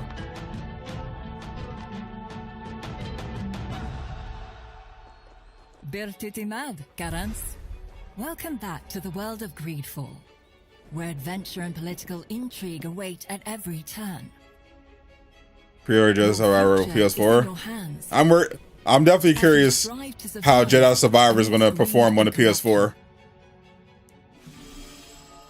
because it was dog water on PC and not very good on console either. 3 years before the events of Greedfall, you're a native of Tirfredi, and as this adventure dawns, it is the eve of the initiation that will see you become a Spine looks fantastic. Yeah, Spine look pretty good. A guardian of your that looks fun. Knowledge and a spiritual leader.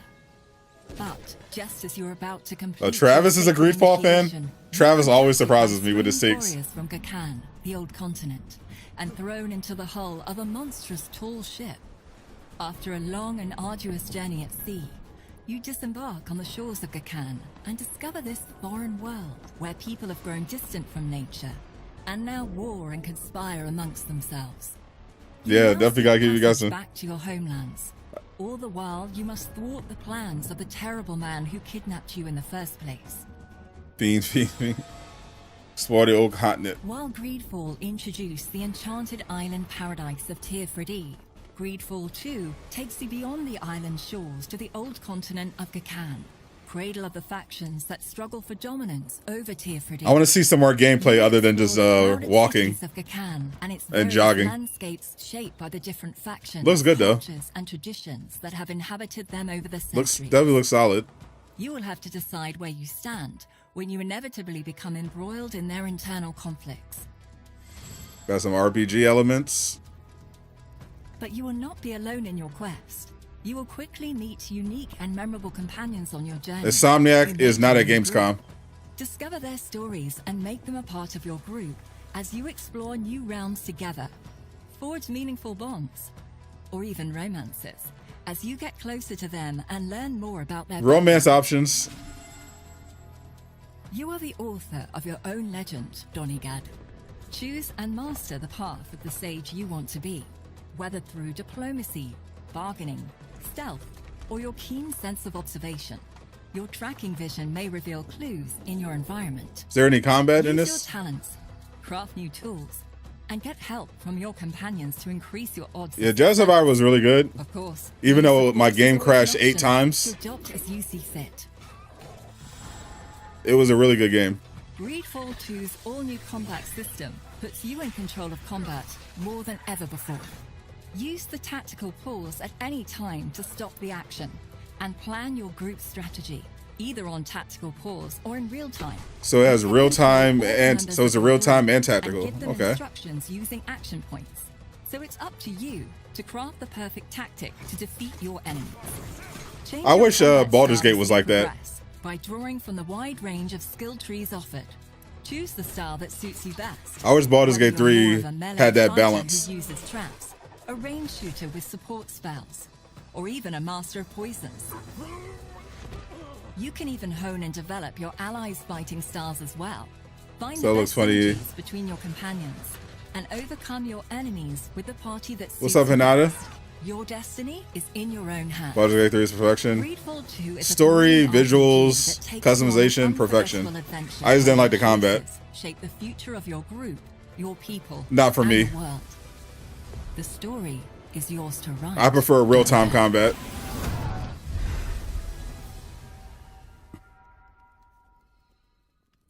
They didn't give a game. They didn't give a length for the showcase. Launching into Steam Early Access on September 24th. Just that it's going to be over 50 games.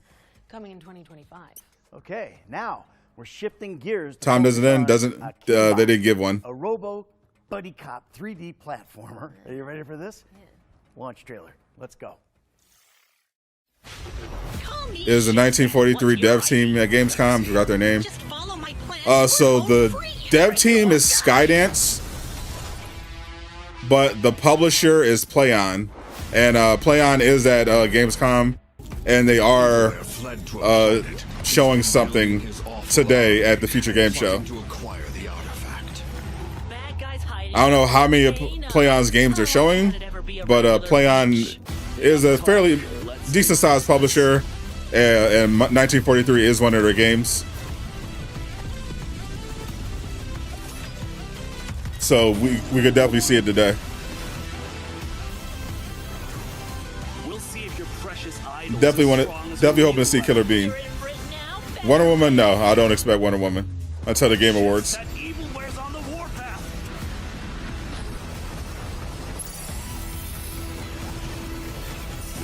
Definitely looks similar to Ratchet and Clank for sure.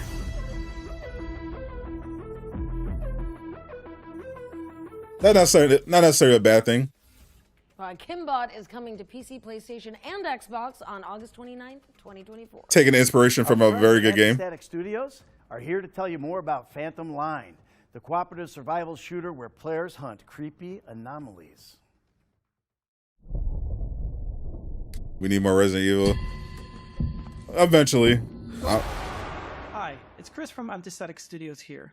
I'm excited to give you an in-depth look Ooh, into horror our game. upcoming game, Phantom Line. Let's dive in. Phantom Line was born out of a love for horror, tactical shooters, survival games, and immersive sims. We felt that there was no game out there that would quench our This is thirst for pre-alpha? such a blend, so we decided to set out. This on a looks really mission good for and pre-alpha. Create a unique blend like that ourselves. We were fans of all things psychological horror, creepypastas, liminal spaces, urban legends, cosmic and analog horror. Dead Space We got 2 it all. remake, In what our about it? world, the paranormal creatures and events are called the anomalies. They leak to our dimension through rifts in space and time, causing all sorts of issues for the humanity. Inspired by their incredible imagination, we started working with some of the best SCP creators out there. They already started contributing a ton to the world and depth of the lore. We played Yeah, Spider-Man and Mary Jane's actress there last year. Oh yeah, Yuri. Yeah, Yuri Laurie. Yeah, they were hosting one of the Future Game shows for sure. They weren't at the Gamescom one. They were at the I think they were at the summer showcase. The desperate search of berries. What we That was a good one. Was the tactical angle. No, they didn't show Rise of Hydra. That's why we are preparing a choice of realistic arsenal and tactics that you can choose to hunt down and fight the anomalies. You will need to survive in a war-torn environment. Cut off. I don't know when. I think Resident Evil 9 probably gets shown off at the Game Awards. Take your friends with you. The game is That's a pretty big game.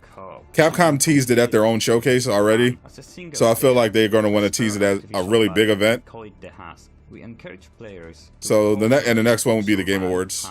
Build and fight together. They could also do the Tokyo Game Show, I guess. Games where the environment feels like it has a life of its own, not waiting for the player to progress. We are building a Iron Man, I doubt it. world driven by a true emerging gameplay with unpredictable events, ensuring that every encounter... Realistically speaking, what are the chances of 1943? I'd say 50-50. In the next demo, you will venture out into an open world in a 4-player teams. So join our Discord to stay up to date and be among the first to play it. Thanks for watching. Enjoy the rest of the show. One more thing I forgot to mention is that as a player, you're part of Mortfield Industries. Their operations span across a wide variety of activities. I think 43 is the most likely superhero game to get something. Make sure that the general public never... yeah, for sure. Oh, that's really cool.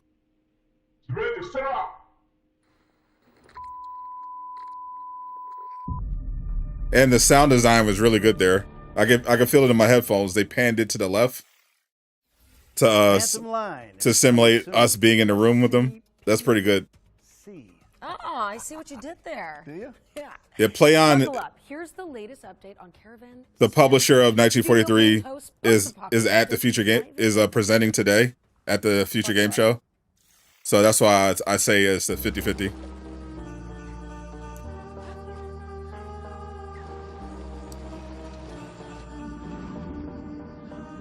Looks like a cozy vibe.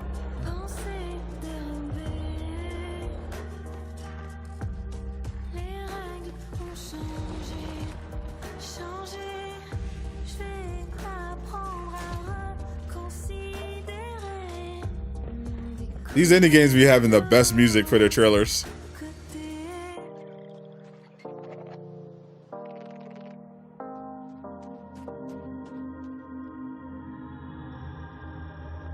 This is a whole vibe. It goes perfect with the visuals. Caravan sandwich. Start your wish listing engines because Caravan Sandwich is coming to PC later this year. Okay, our next section is a little different.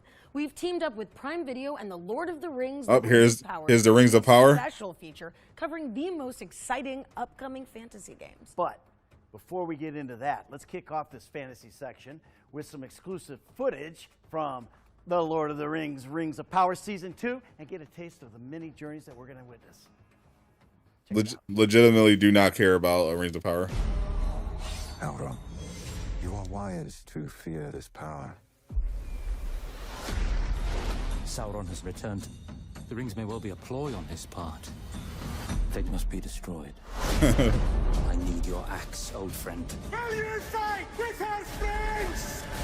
Red Dead 3, they definitely did not start the show with Red Dead Redemption 3. Yourself in my power.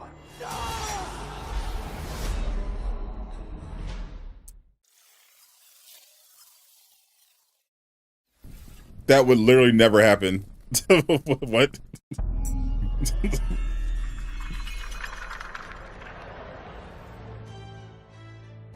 First up on our list of upcoming fantasy games, we have got a bold new RPG with an electrifying art style. Metaphor Refantasio. What's the new Marvel game about? Which one? Tournament for the throne. There's a lot of new Marvel games. Princes, fairy familiars, forbidden magic, and faraway dungeons.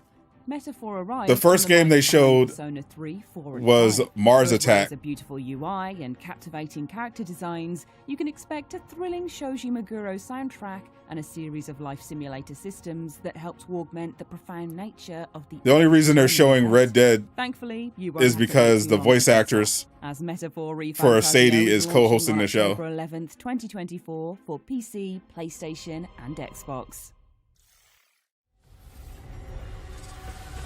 Monster Hunter Wilds is the latest Monster Hunter evolution in Wilds! Capcom's storied lineage This game of looks Witcher type amazing. action RPGs, where players scheme, Shout out to track, Capcom. craft, and fight their way to monster mastery. Another banger. Taking place across a vast expanse called the Forbidden Lands, players will ride their raptor companions through this mighty open world, scavenging for supplies and coming face to face with Monster Hunter Wilds, day one by, raiders absolutely. that require cunning plans and a catalogue of weapons. I gotta submit my form Fans should start so I can sharpening their review wits it. and their weapons because Monster Hunter Wilds is coming to PC and consoles in 2025.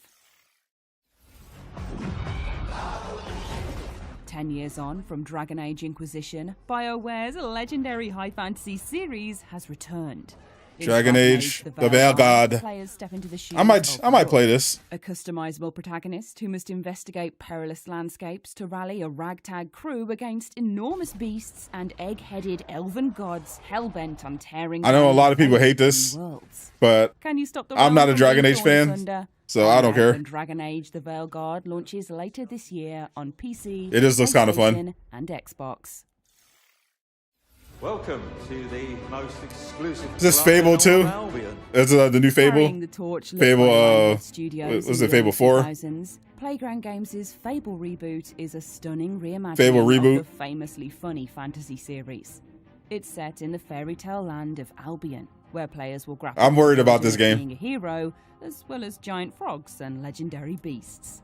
Choice and consequence have always been a part of the Fable framework, and this has been teased with the introduction of fans and haters, as well as a mysterious rival hero. We'll find out more when Fable comes to PC and Xbox. Say in fans and haters. 2025.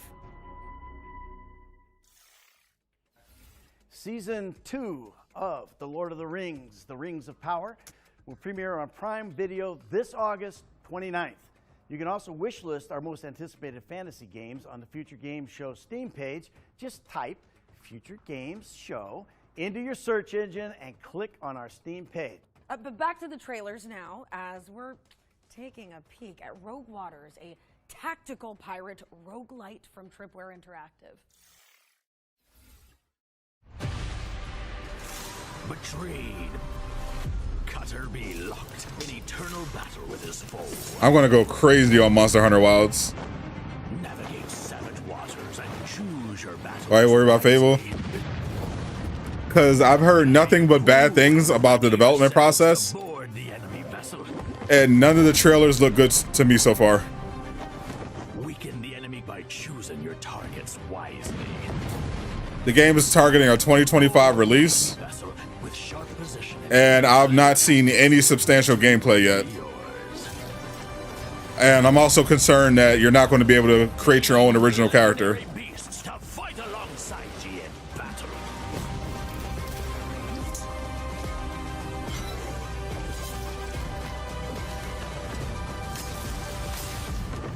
Are ye ready to settle the score? Arr, consider me timber's Also, the team that made Fable 2, one of the best games ever made, is long Dad gone. and I are taking a small break from our hosting duties now, as we're about to air a series of back-to-back trailers. It's a classic blitz play.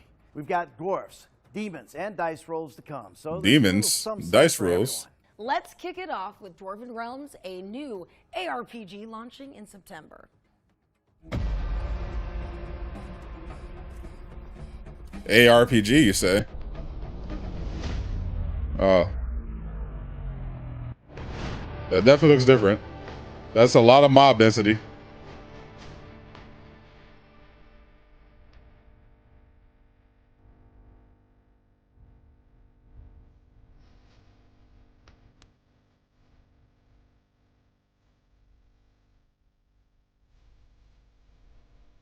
Some thick mobs.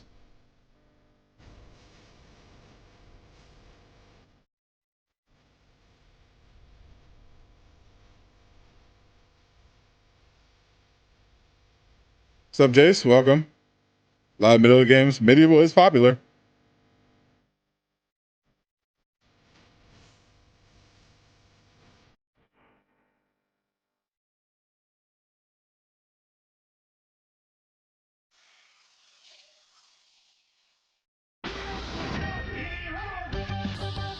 When the Rift is in trouble, the only ones you can rely on are... I thought this was going to be Power Rangers for a second. Roguelike RPG. Put together incredible teams of unique heroes. Like Short, he's a bit of a dummy, but he loves blasting specters. Or the mysterious Shade Strike, the smooth target game. I feel like this would be a really cool cartoon. Assemble your favorite heroes. Like if it was like a kind of a dark comedy. Watch out, because Ragnarok's world-crushing bosses are no joke. I'd actually watch this. Take on the Rift in style with the epic cartoon soundtrack by Brad Pitt. Experience wicked comic cutscenes in Dimensional's campaign mode, or blast your way through the open rift and face incredible and unpredictable challenges. Encounter a huge cast of characters like the Rogue Rifters, here to help you take down the bad guys. Or are they? Side effects of Dimensionals will include fun, addiction to victory, temporary loss of reality, and spontaneous combustion due to awesome. Some assembly required batteries not included.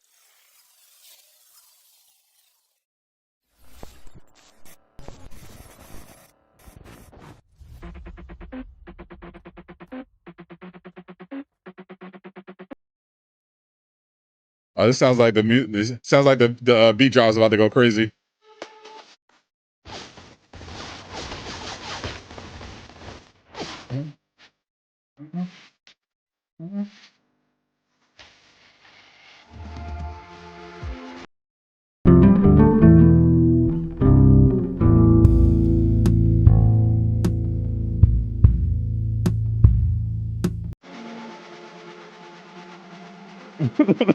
This is crazy.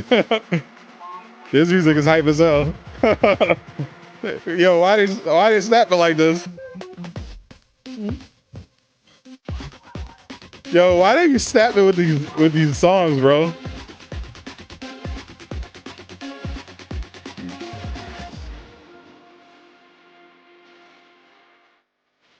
Indie games have the best music, bro.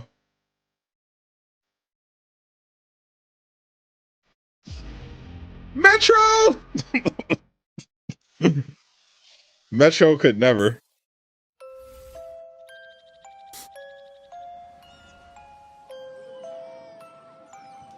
My darling daughter. Looks like PS1. It's an indie game. I say more like PS3. Well. Your city kids are getting used to the Bloomtown way of life. They started wandering all over our peaceful town. Besides, it'll do your kids some good to meet some folk with proper manners. I've put them to good use, doing some small chores around the house. It'll temper their excessive talking, I hope. Well, they're not bad kids after all. They don't go where they're not supposed to. I think they even befriended some local kids.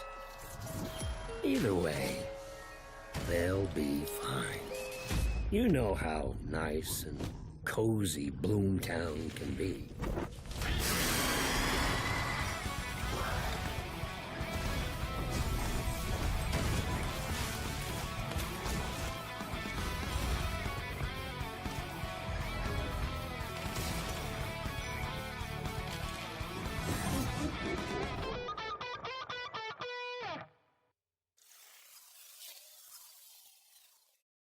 Hey guys, ready for game night?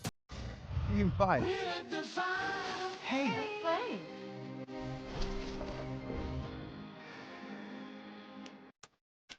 Come on.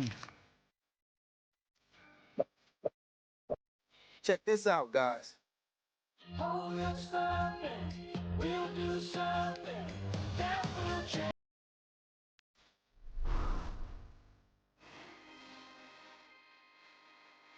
I'm ahead of you now. What? Dragon's Dogma 2 for the last week, and I have thoughts.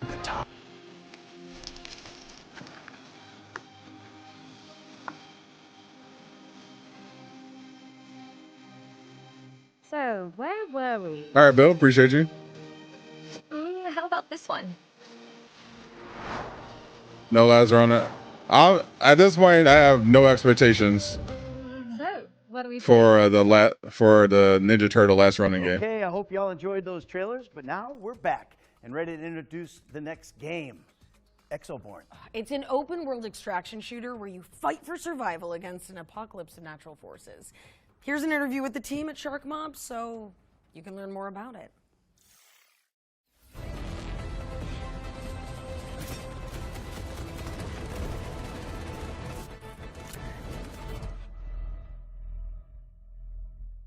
In the world of Exoborn, which is kind of like a parallel alternate timeline deal we've set up, it's in the near future. Mankind is facing a looming climate disaster. When the climate disaster became really bad, humanity rallied behind a project called Save the Climate. So the ambition with Rebirth was to save humanity, to try to stop the climate disaster from happening. And we tried to execute on that. Well, the plan, climate something was disaster. terribly wrong, resulting in an even worse disaster than we originally tried to avert. And in this disaster, Story of as old as time. Caught up in You try to stop the climate disaster, and you make everything worse. Which you get to explore in the game, and you get to figure out exactly what's going on behind. This looks kind of cool. But essentially, you are a rebel trying to save mankind, and things get progressively worse. This looks And multiplayer. Like a firefight in a tornado. It gets worse and worse, not better and better. Exoborn is a tactical open-world extraction shooter. Set in a very dynamic world with forces of nature that constantly affect the way you play the game. You might be looking to grab some loot in a certain area, but oh no, Fortnite 2 suddenly there's a looks literally nothing like Fortnite. there, and you're getting ambushed at the same time. So it's that change, that dynamic change that we think Can't be really first exciting Ascendant 2 and fresh. because we have When not seen players any go in waifus. Session to session, minute to minute, and even second to First second, is- you can't they have- constantly change their decision making. And it doesn't look, and it's not as high tech or flashy as First What do I Ascendant. want to do now? In Exoborn, you are what you carry. So if you want to do a lot of damage, you need a big gun. If you want that gun to behave in a different way, you need attachments. You need to modify that gun. Looks like a poor man's Gears of War, honestly. If you want that X-Rig to have different abilities, you need to find or buy different abilities and equip it. However, if you die, you lose it all, which means that it's very high stakes when you're out. In a Is session. EA who are creating Iron Man game? Everything you Yeah, have collected to Motive the next session. Studios is creating the game. Already sampled EA extraction is the shooters publisher. And enjoy them. There's going to be lots for them to enjoy and get in on.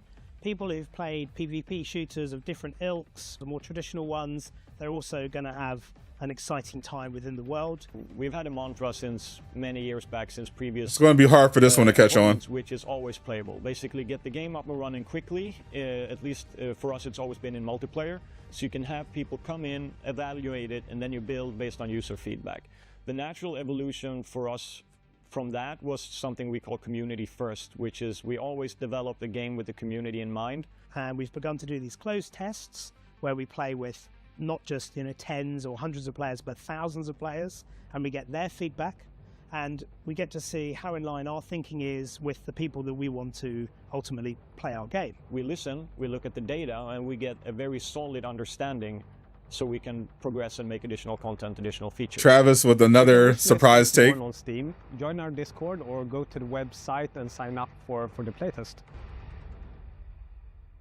Exoborn. If this is free to play, it might have a chance. Exoborn is coming soon to PC and consoles, so wishlist it now. You can also sign up on the official website for future playtests. All right, it's time for another world premiere. This one's kind of like Fall Guys, except with flightless birds. That is a sentence.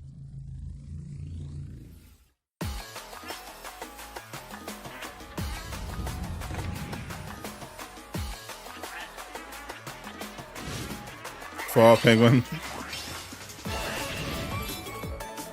Fast Penguin. This looks kind of fun. It's like Mario Kart with penguins.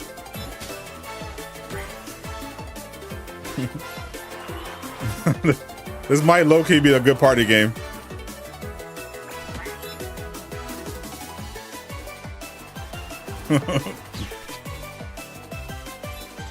It's even got the music.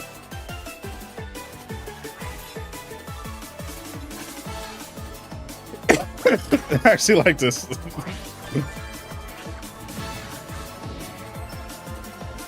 Play it for free September 24th. And it's free to play. And it has an open beta. You heard it here first. Fast Penguin coming to PC and consoles in September 24th. Not gonna lie, I might play this. Next, we've got a cooperative survival game from the team that brought you Surgeon Simulator. I might actually play that. Gameplay from Lost Skies. All right, this is a co-op survival game. I might actually play that penguin game.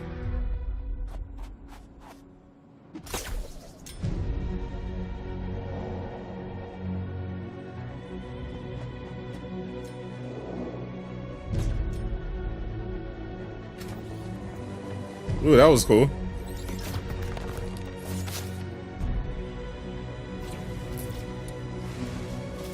Graphic wise, it reminds me of Power World or Light No Fire.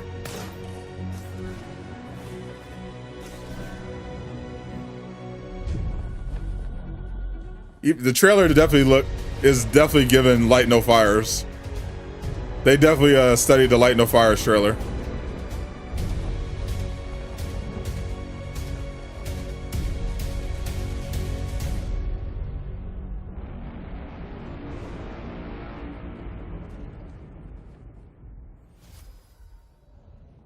Lost Skies. Lost Skies is soaring onto PC soon, so look out for it. That just made me want to play Light No Fires even more. Our spotlight montage is up next, where we're gonna hone in on a set of 6 games launching in the near future.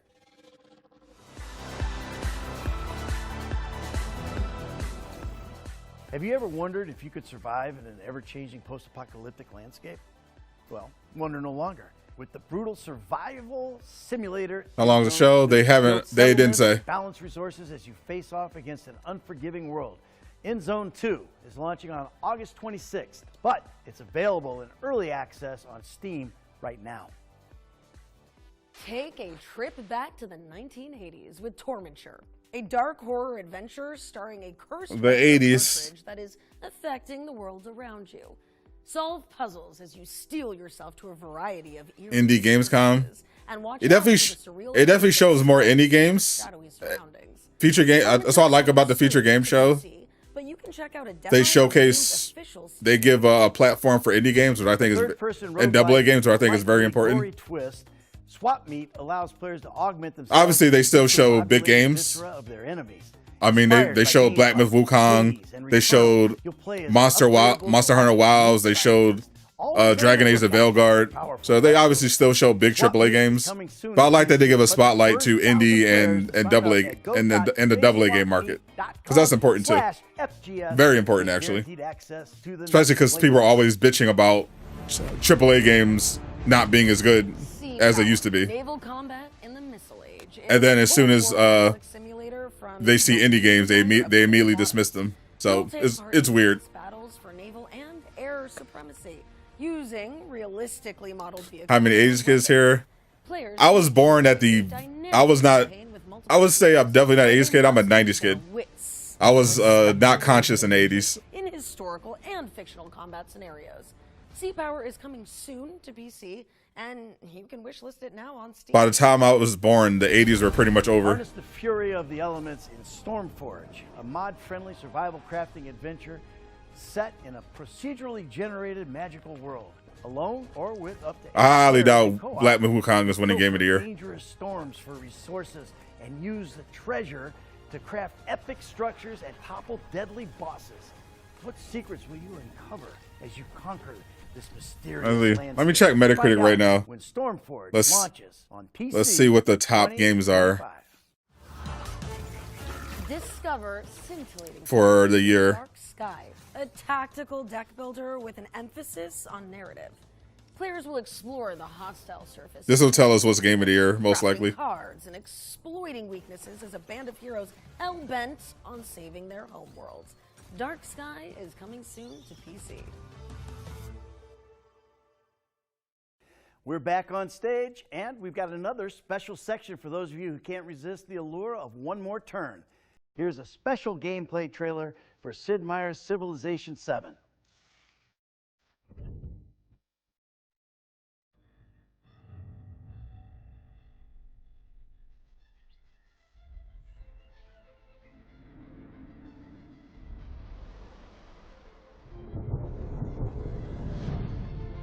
Civilization, they just showed this game. Yeah, they are the sponsor of this show. So you're going to see it again. Because they paid good money.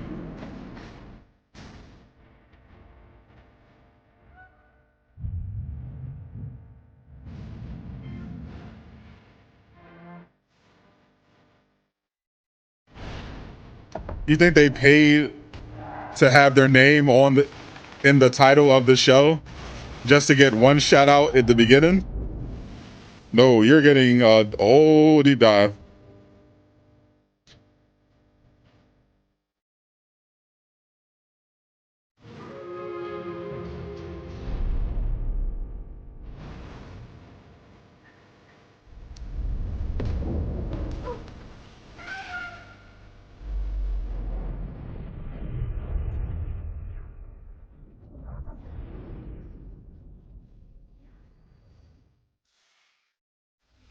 Well, we hope you have enjoyed that closer look at Civilization 7's gameplay, but that's not all. We've got an interview with the team at Firaxis Games focusing on the new features coming to the game, so check it out. When Ed Beach I think I know what's going to get Game of the Year. Concept of what he thought Civilization 7 was. It was really cool, and he wanted to know where he could go next. I just checked Metacritic's really change the way the best games of 2024 so far. Really bring something new to the table, not just more layers on top of what we already had. They have Balatro in the top 3. Simulate better that rise and fall of the civilization and have one turn into Final Fantasy VII Rebirth is number 1 with their own unique identity and continue to build on your empire in a new all those have Ages interesting 90 plus is the ability rating to really focus in on that particular. So I think Final Fantasy VII Rebirth is going to win unless something else the nature of that interaction dethrones it. That's what the age system From a critical really standpoint. allows for, that kind of experimentation on a level that has not been seen before in previous Civ titles. When you pick a new government, what does the grocery store owner think about that? When you go to war, what kind of experience do your soldiers go through? These are the kinds of insights that It'd be hilarious if Balatro won. Offers these windows into the everyday lives and experiences and reactions of your Game of the Year is announced at the Game Awards, which happen every December. Happening during this particular period of time in the history that you're creating. So one of the cool things about Civilization 7 that does sort of mirror the ingenuity and creativity of humans is that you have a chance to win. What's the up, game Cade? How you doing? pretty much at any point. You're never really out of it. When you get to a new age, you get new strategies. You can. What's pivot, Balatro? change It's that. things up, and It's then that. the final age, I guess you it's get a kind of like chance for poker. that sudden death victory to knock out the other player. It's this big online card game We're trailing previously. that the chance to became get a that victory huge again hit. is pretty much always there for you. One of the coolest new addition too with ages is the way that you have new cultures emerging based on how you play. So if I'm playing, for example, Confucius, when I go to the next stage, Dragon's Dogma I've already 2. got some lines into because I'm playing Confucius. I've already unlocked a couple different. I love Dragon's Dogma 2. Into. But depending how I play, There's no way if I'm it deserves it more over Final Fantasy Rebirth. playing with things that It was never going to get unlocks that for other civilizations, I can change the path of my own history. So when you get to the end of the Because the day, combat based on how you've in played, Final Fantasy based on the Rebirth civ you've chosen, based is on the just way as you've good as the chosen, combat that determines the next cultures that are available to you to in Dragon's emerge Dogma 2, as if you not go into the better. next stage. It's a really cool growth And mechanic that has you evolving and Rebirth has studying better your culture graphics and a much better time. story. When you get to the end of the game, when you get to the end of the modern age, you've got this truly multicultural empire that you've built. What matters at the end of the day is that you've built an empire that you are proud of and that It has no chance of winning over Final Fantasy VII Rebirth. I don't think our audience will ever realize how much they influence the game. Bully that we're remake. Working on. This is the first place I think it's a remaster. I believe it's available and then integrate right now into the game to make it a better game. It's kind through of like the everybody's GTA civilization subscription. We love our community. We always say that we have the best fans in gaming, and it's true. We But they're love listening to our community. but they're doing like All a the feedback that we can about the game PS5 from Civilization and 6 Series to X games prior. upgrade for We Red Dead gather it 2. all, we listen to it, we make tweaks to it, and we put a lot of that. What about Elden Ring? feedback into Elden Ring already had a Civilization DLC. 7 and continue to build it into the best game possible. Shadow of the Erd Tree came out already.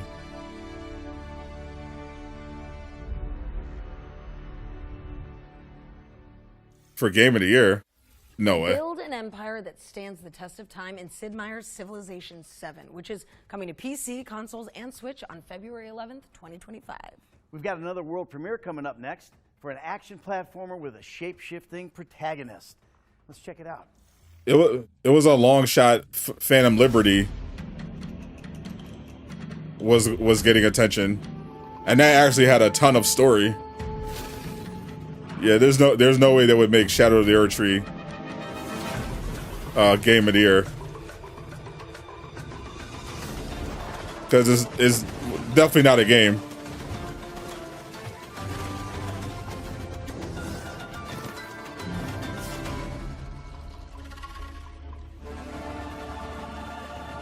Yeah, Red Dead is supposed to be getting a next-gen upgrade.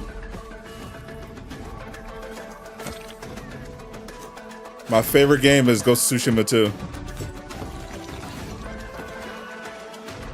When do you think Rockstar is going to release something for GTA 6? When they're good and ready.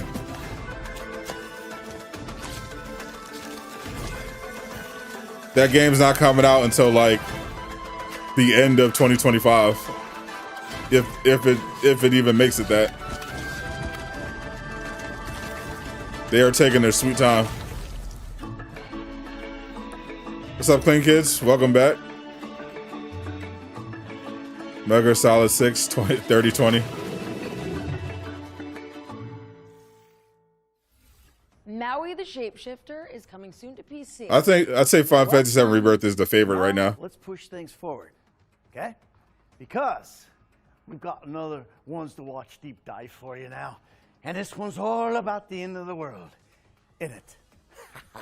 Yeah, while I recover from Ned's British accent, here's Rebellion Games to tell you more about Atomfall. I thought my British was great. I don't think Wukong, Yeah. because of Wukong's lack of story and technical problems, but mostly because of the politics, I don't think it's going to win. I don't think it has a realistic chance of winning Game of the Year.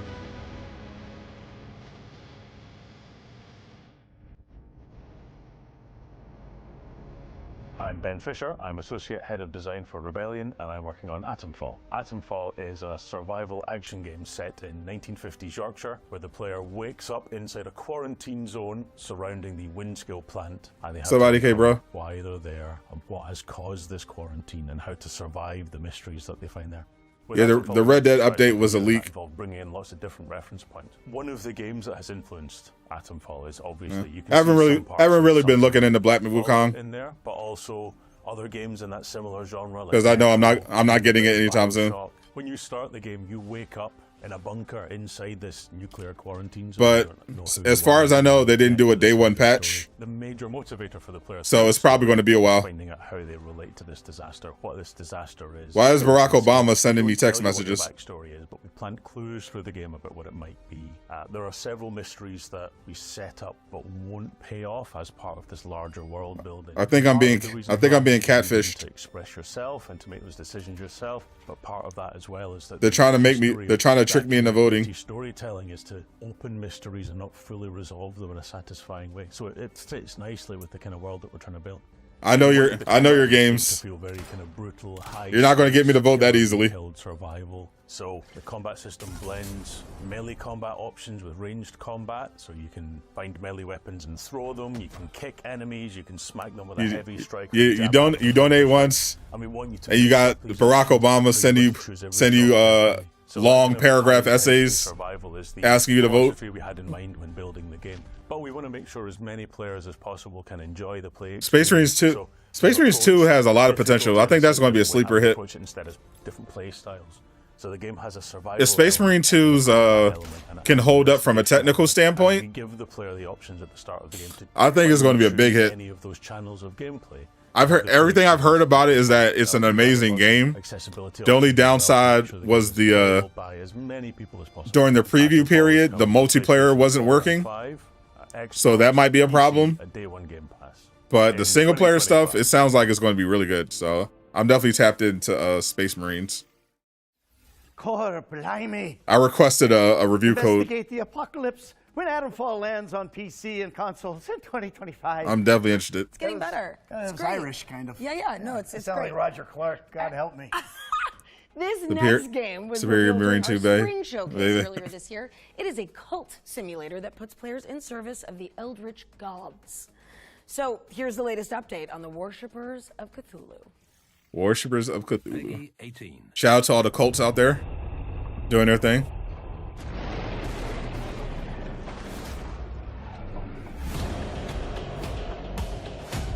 You've been getting those texts for months. You stop opening them. Seems to slow down, sending another text immediately. NBA games are dead now. I don't know if you know, but one NBA game has been releasing every year and makes $1 billion every time it does. NBA games are very much not dead. The competition for NBA games is dead. there are no more NBA competitors because one beat out all the others, but they're obviously not dead if there's a massive one that releases every year. Breaking news. Worshippers of Cthulhu is coming to PC and consoles on October 21st, 2024. All right. Now it's time to check in with Spirit of the Samurai, an adventure game inspired by Japanese mythology. Cool. You had me at Japanese mythology.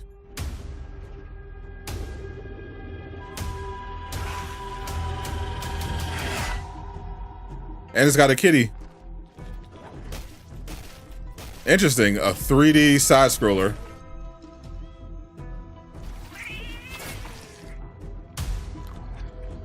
And you get to play as a cat.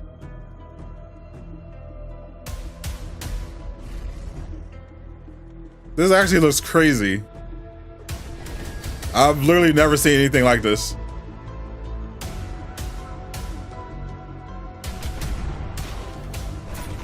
It reminds me of Mortal Kombat, like the old school Mortal Kombat.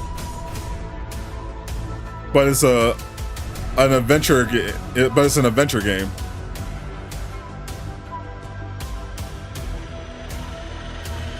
Fall 2024. And you get to be a kitty. It's only on Steam. That's tough. Spirit of the Samurai is coming to PC in autumn 2024. Now we've got an update on Starship Troopers Extermination. Starship Let's see what Troopers. Offworld has been cooking. Hi, I'm Chaz Barker. I'm the lead game designer of Starship Troopers Extermination. I might tap into this since Helldivers 2 is messing up. A tank, but in bug shape. It's called the Tanker Bug. I need the real Starship Troopers to step it up since Helldivers 2 going through it right now. We're trying to make the Tanker Bug experience as close to the movie as possible. What have you missed? A lot of games. Do as much damage as possible. Yeah, I love the Starship Troopers game. The Spirit of Samurai look really fun. I'm Tamiris Barat, aka Tammy. I'm the lead environment artist on Starship Troopers I Extermination. really love that stop motion aesthetic. Glorious. This is a on a side scroller. That's really interesting. Bug meteor. The bugs have the visuals are beautiful. To mutate and evolve within and you get frosty and you get to be a cat. That's where our players are going to be able to encounter the Frost Drone and the Frost Warrior. So we're very excited. Save us from Helldivers. Biome to you guys, and we really hope that you guys enjoy it. I'm Peter Maurice, project lead for Starship Troopers Extermination.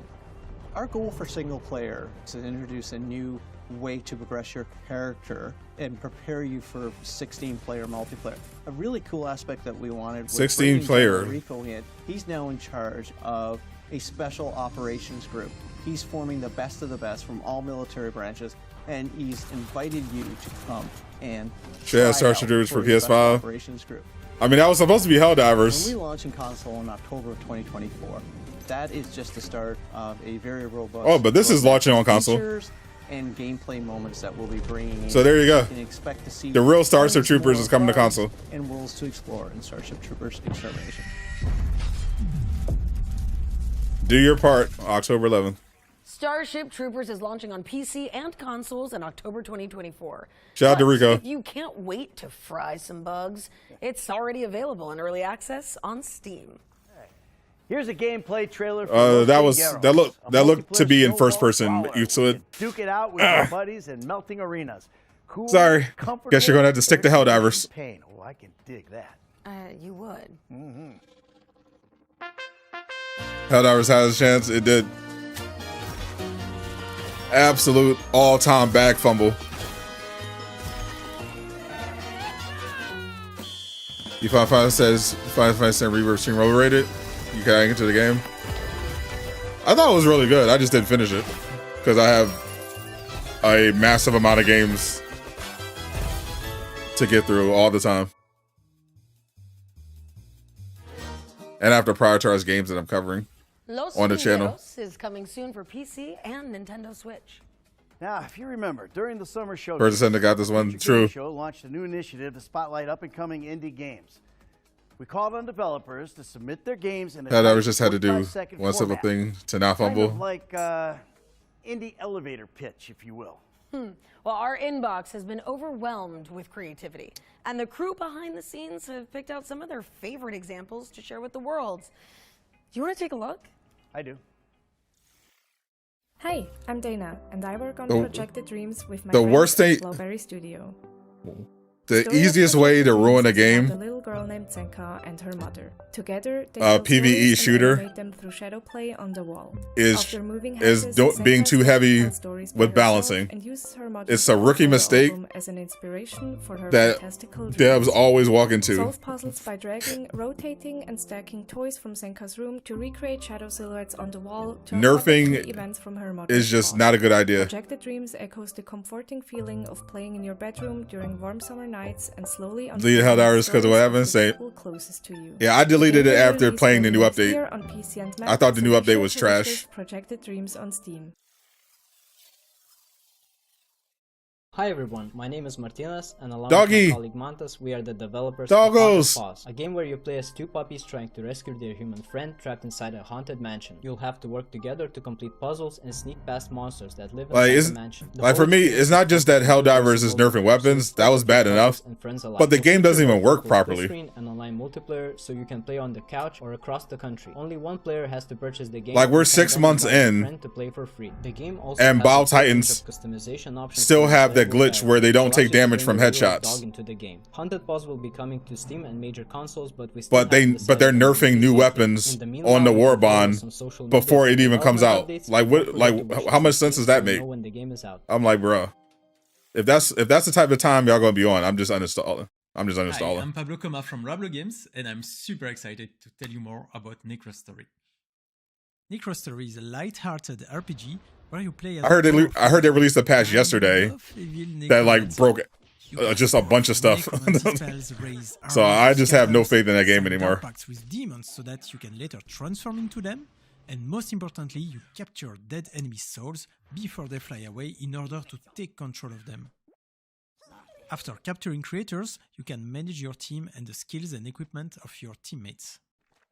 You can also upgrade each of your own spells using their We need indie and AAA. We need indie, AAA, and AA games for a healthy gaming landscape. I feel like half of the people who trash indie games would absolutely love indie games if they actually played them.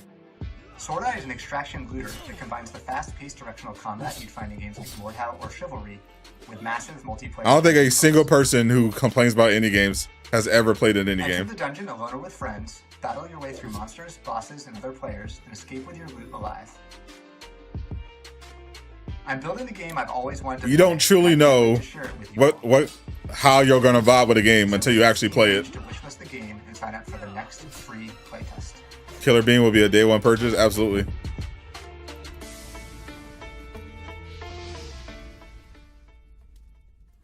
Helldivers is a tutorial on how to fall from grace, absolutely. Wishlist those games on Steam and support their development. And if you'd like to take part in the indie elevator pitch, just follow the link on the screen to find all the details on how to submit your game. All right, let's keep things moving and take a trip. Indie games are fun and family friendly. This There's so many important atmospheric people in life playing puzzle indie platformer games. is set in a gorgeous mechanical world. Let's see what we talk about here. Ooh, that does look gorgeous. That is some very, very good world design.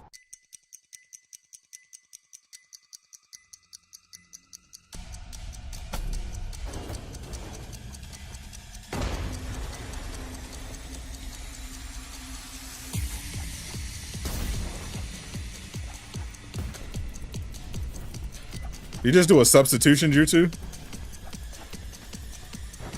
He is. He's literally using substitution jutsu. That's actually dope.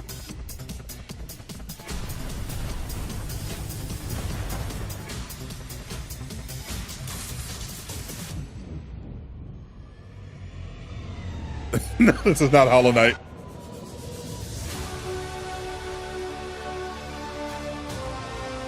You never liked Mario. You're not a kid. So not only are you old, you have bad taste, is what you're saying? Bragging that you never liked Mario is not a flex.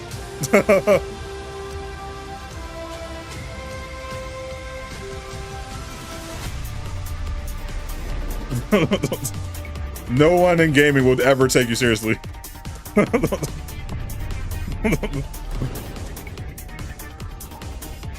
You basically just told everyone in chat that you're a boomer that has no taste.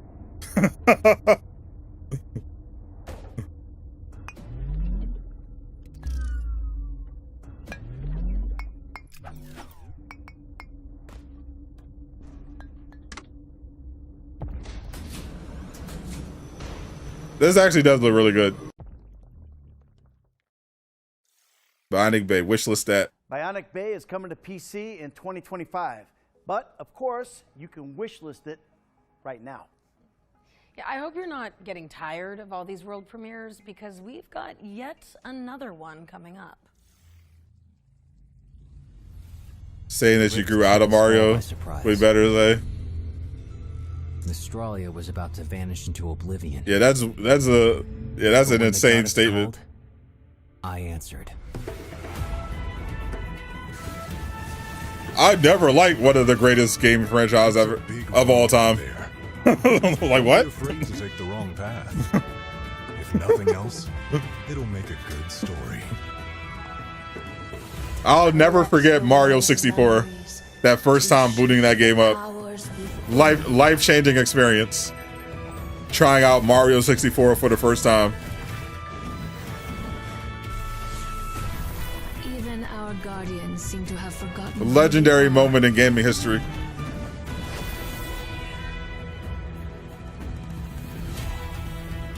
Mobile games, no. Indie Steam games. Some of them on console. Some of them are Steam only. Memories of the world. Enlighten me. And give me the strength to face the shadows that threaten you. GoldenEye was GoldenEye was elite. Echoes of Mysterelia. Memories await. My favorite game is Ghost of Tsushima. What's up, Venom? Kingdom Hearts is an insanely good popular game. That is accurate. Unleash your magical creativity in Echoes of Mystralia, which is coming soon. We're going back to back with the world premieres just to keep you on your toes. This next one is a beloved reimagining of a terrifying Half-Life mod. Ooh. Half-Life. A Half-Life mod.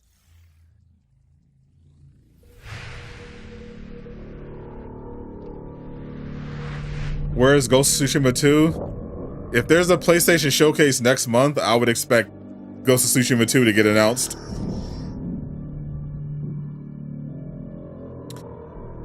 Your friend had a 64 and you go to his house to play GoldenEye.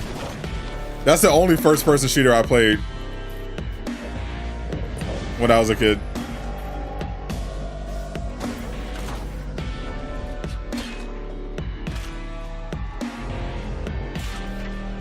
This looks weird.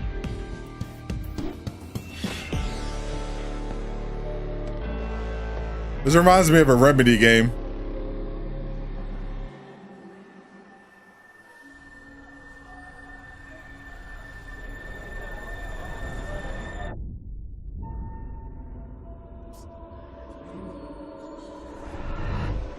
You never liked anime either? He was the live action fighting movies. They announced Ghost of Tsushima 2. I'm definitely going crazy. I'm definitely screaming at the top of my lungs.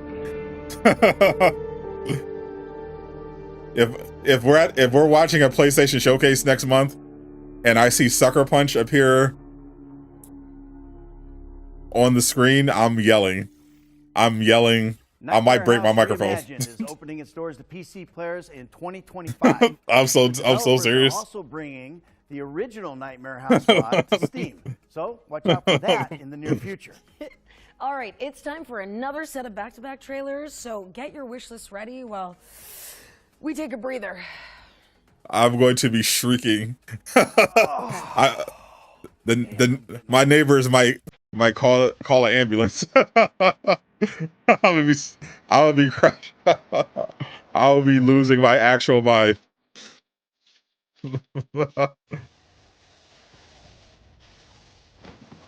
If you were tapped into my 2021 PlayStation Showcase reaction, it'll be even crazier than that.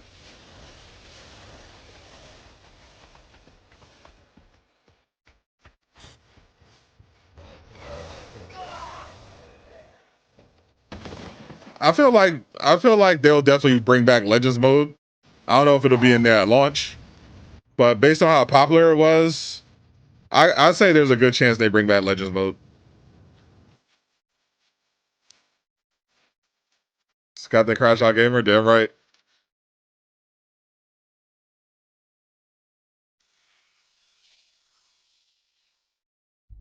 My favorite looking game on Gamescom. And for those who accepted, I assume you're excluding the obvious games, the expected games, and we're just talking about the surprise reveals.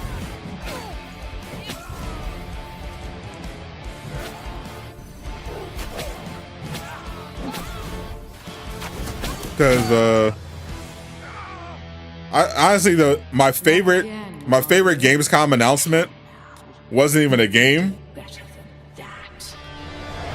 My favorite Gamescom announcement so far was the new Amazon show from the creator of Love, Death, and Robots. He's doing a similar style show for Amazon, but every episode is about a famous video game franchise like Sifu and God of War. That was my by far most hype game announcement for Gamescom. Because I love Death and Robots was amazing, and the trailer looked great, and just the concept of it was insane.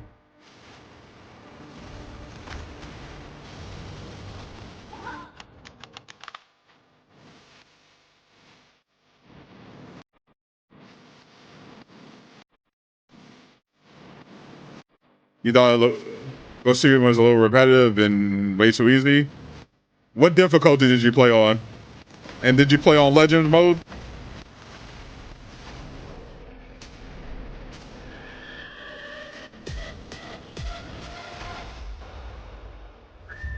Central, this is dispatch. Do we have any more agents on standby? I want to see your highlights. I want to see your gameplay. I want to see you playing the main story on Lethal, and I want to see you doing the raid in Legends mode. Whose name and existence few know. Although I came here as a guest, I am now a prisoner.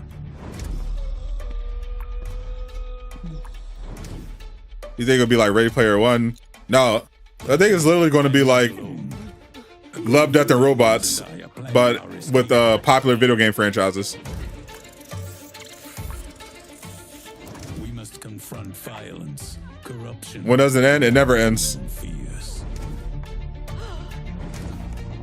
You won't hear anything bad about Ghost, one of the most epic games of all time. Facts. Thus begins our tale. What if they show the Horizon multiplayer?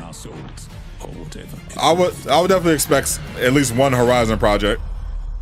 My understanding is the Horizon show that was supposed to be on Netflix got canceled. Welcome back. But the games are supposed to be on. Well, Beyond Galaxyland is a stylized cyberpunk RPG adventure, and we got some news about when you can get your hands on it. There's supposed to be like a Monster Hunter style Horizon game in development. So if we get a PlayStation Showcase, I imagine they're going to show some more stuff for Lego Horizons, and they're going to show the Horizon multiplayer. Probably too early to announce Horizon 3. You better start believing in heroes.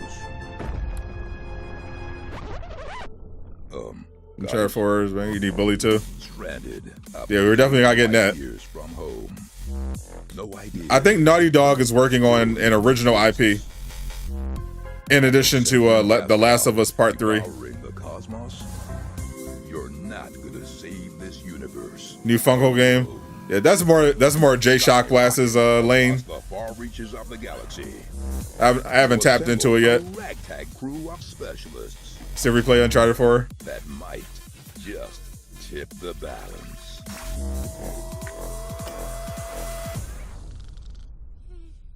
So with every Shield Blast, Desert. galactic nemesis and a secret I think Naughty Dog's doing an original game. reality from behind Besides The Last of Us Part 3. time and space. Santa Monica too. Santa Monica is doing a new God of War. And I think they have an original IP in development as well.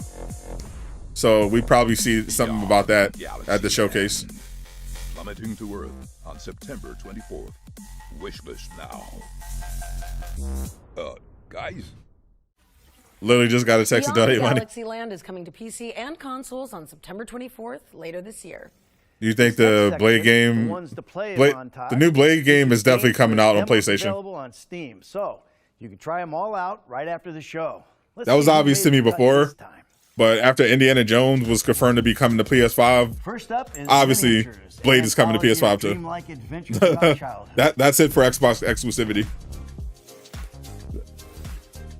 Next up, we've got Anima Flux, a cooperative Metroidvania set in a desolate, far future world.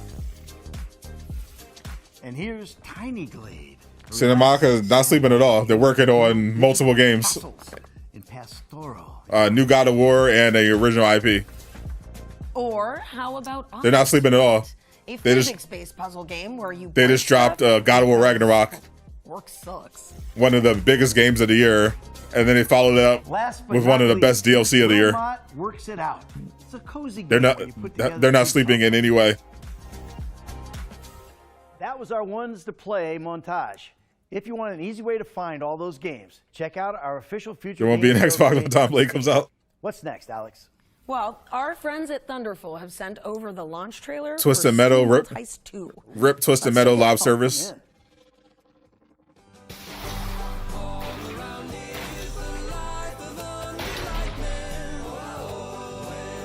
Yeah, Sony decided to cancel that one.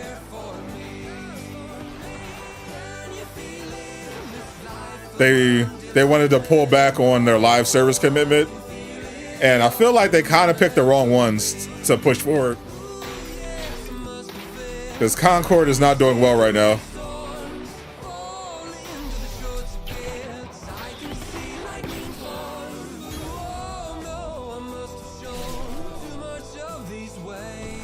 At this point, there won't be a point to having Xbox if all the games are also played. There's literally right now, there's no point in having an Xbox.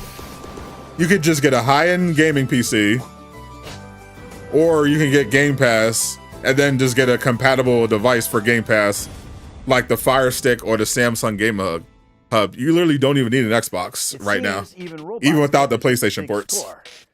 Steam World Heist 2. That's why Xbox players are so mad. PC and console. Our next game stars a novelist pup who is learning to live in a world after war. There's like no And reason to don't buy an let the Xbox trailer unless you fool just really like the hardware. It really is that gorgeous. The reason Concord is bad is because it's $70. Pretty sure it's 40. I still think it should be free to play though, but pretty sure the starting price for Concord is 40. Same price as Helldivers.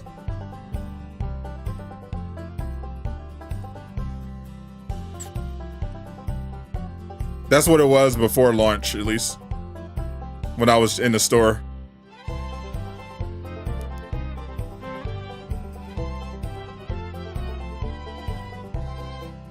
Yeah, I think that was a mistake because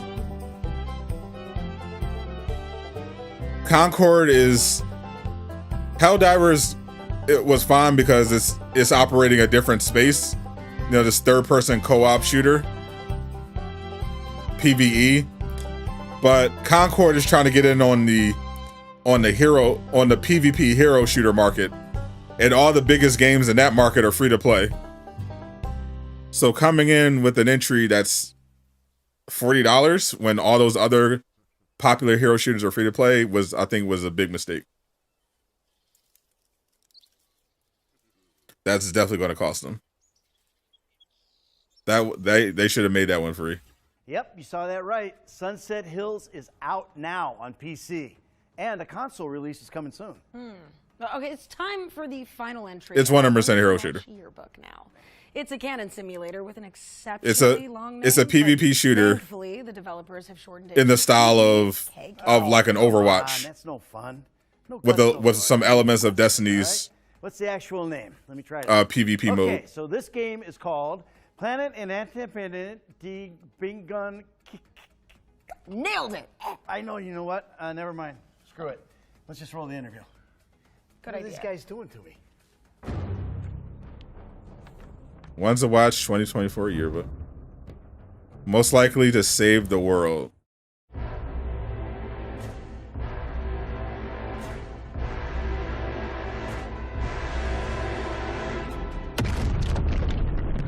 Oh yeah, PVKK. Ridiculous name. I work at Pippin Pits and we are a small indie developer in Germany. We are working on Planetenverteidigungskanonenkommandant, or PVKK in short, and essentially it's Space Invaders, but the cannon you fire is really complicated. In PVKK you are in the small bunker and you are tasked with fending off an interplanetary invasion from space, so you shoot down spaceships.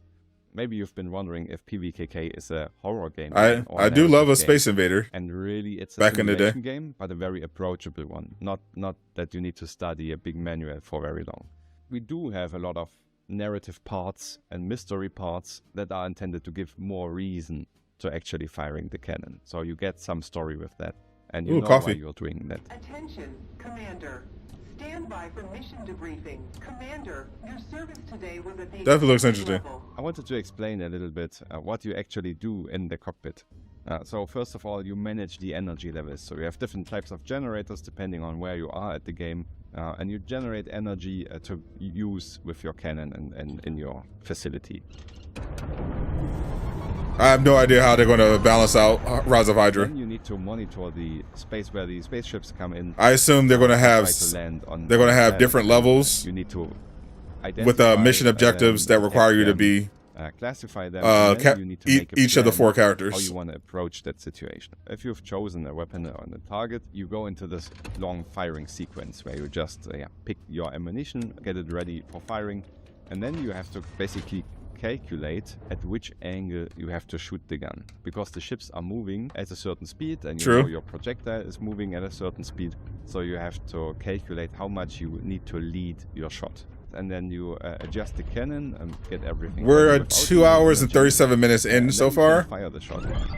And I started an hour early, so it's probably going to be a roughly 2-hour showcase. On the ship size, this has to be a really well done sequence, because there are larger ships and there you don't need to be super precise. Bare minimum, but you can also be really because they're showing over more than 50 games. Target at a 15-kilometer distance if you calculate correctly, even with the big gun. Our goal is to release Planetenverteidigungskanonenkommandant 2025 on Steam, wishlisted now, and join our Discord to not miss anything. And Win minus Space RG from Santa Monica.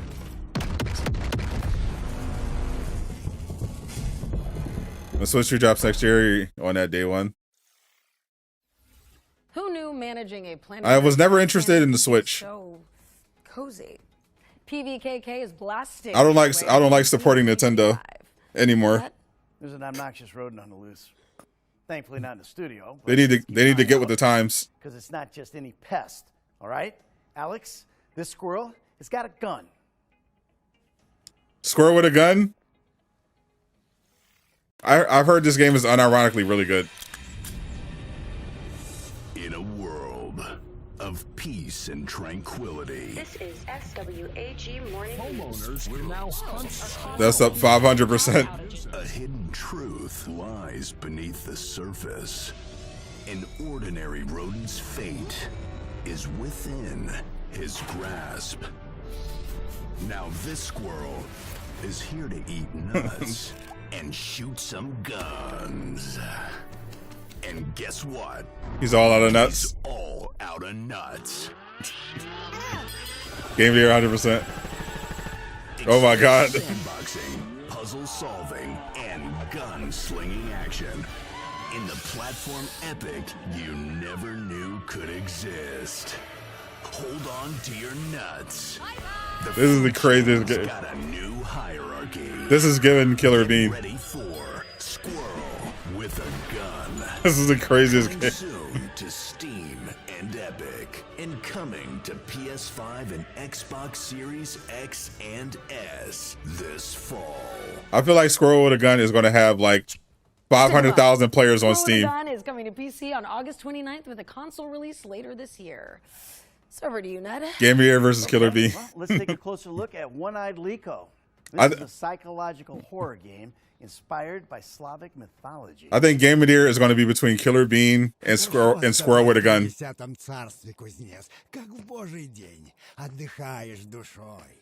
Who's asking for this? Literally everybody is asking for this. Где еще ты найдешь такую компанию? Я ищу лихо. It's so good at your shit. Squirrel with a Gun and Killer Bean are going to be the best games. Are going to be the games of the year. Game of the Year is going to be between Killer Bean, Squirrel with a Gun, Balatro, and Final Fantasy VII Rebirth. I already see it right now. Can a British Spurs on Xbox now? Yeah, I heard.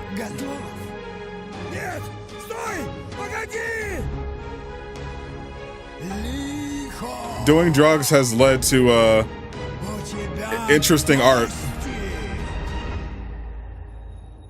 Just like Destroy All Humans, but playing as a squirrel, pretty much. One-Eyed Liko is coming soon, and you can wishlist it on Steam. All right, we're closing in on the end of the show, but that doesn't mean we don't have any tricks left up our sleeve. Yeah, you know, this game was revealed at Gamescom last year, but we've seen nothing else about it until now. Until now.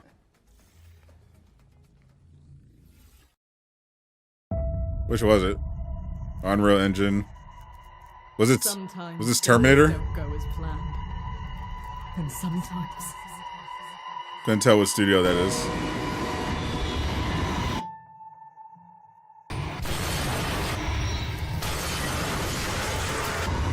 It's almost over. It's almost been 2 hours. Time flies. digging, always searching for answers we should have never asked. Time flies when you're having fun. Always clawing at the surface like worms begging for food. The lack of understanding. That looks bad. We don't know when something You might need to patch that up. alone. She is leaking. There's nothing we can do.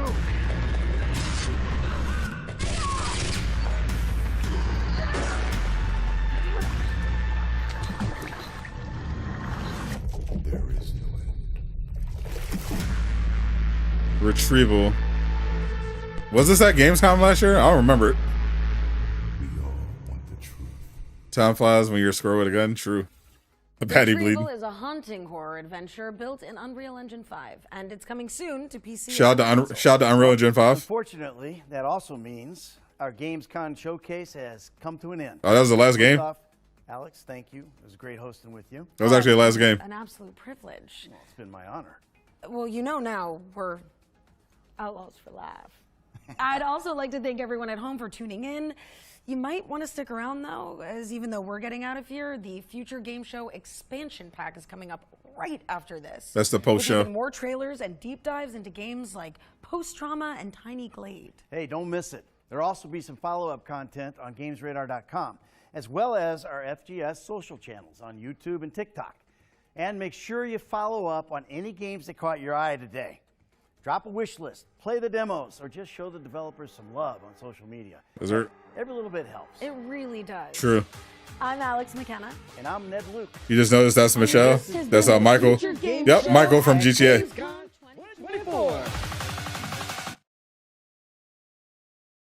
All right, so that's Future Game Show at Gamescom.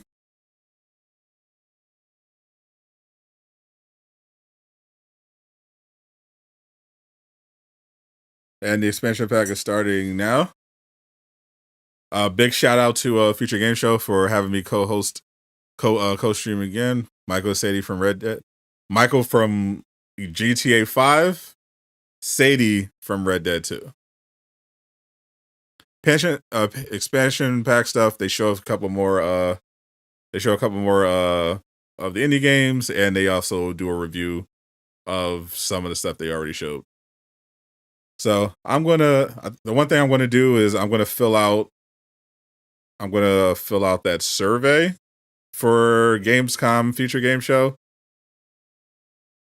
It's on Games Radar. If you fill out the survey, you have a chance to win a gaming PC worth $1,500, which I could definitely use in my current endeavors. But otherwise, I'm going to get out of here so I can start playing Star Wars Outlaws, because I have to get my review ready for August 26th. And I want to make sure I have the game finished by then. So, appreciate everyone hanging out. I'm Sadot the Gamer, signing out. Peace. And go get a squirrel with a gun. FGS, FGS. I think links should be in the description if you want to go and check out any of these games and wishlist them on Steam.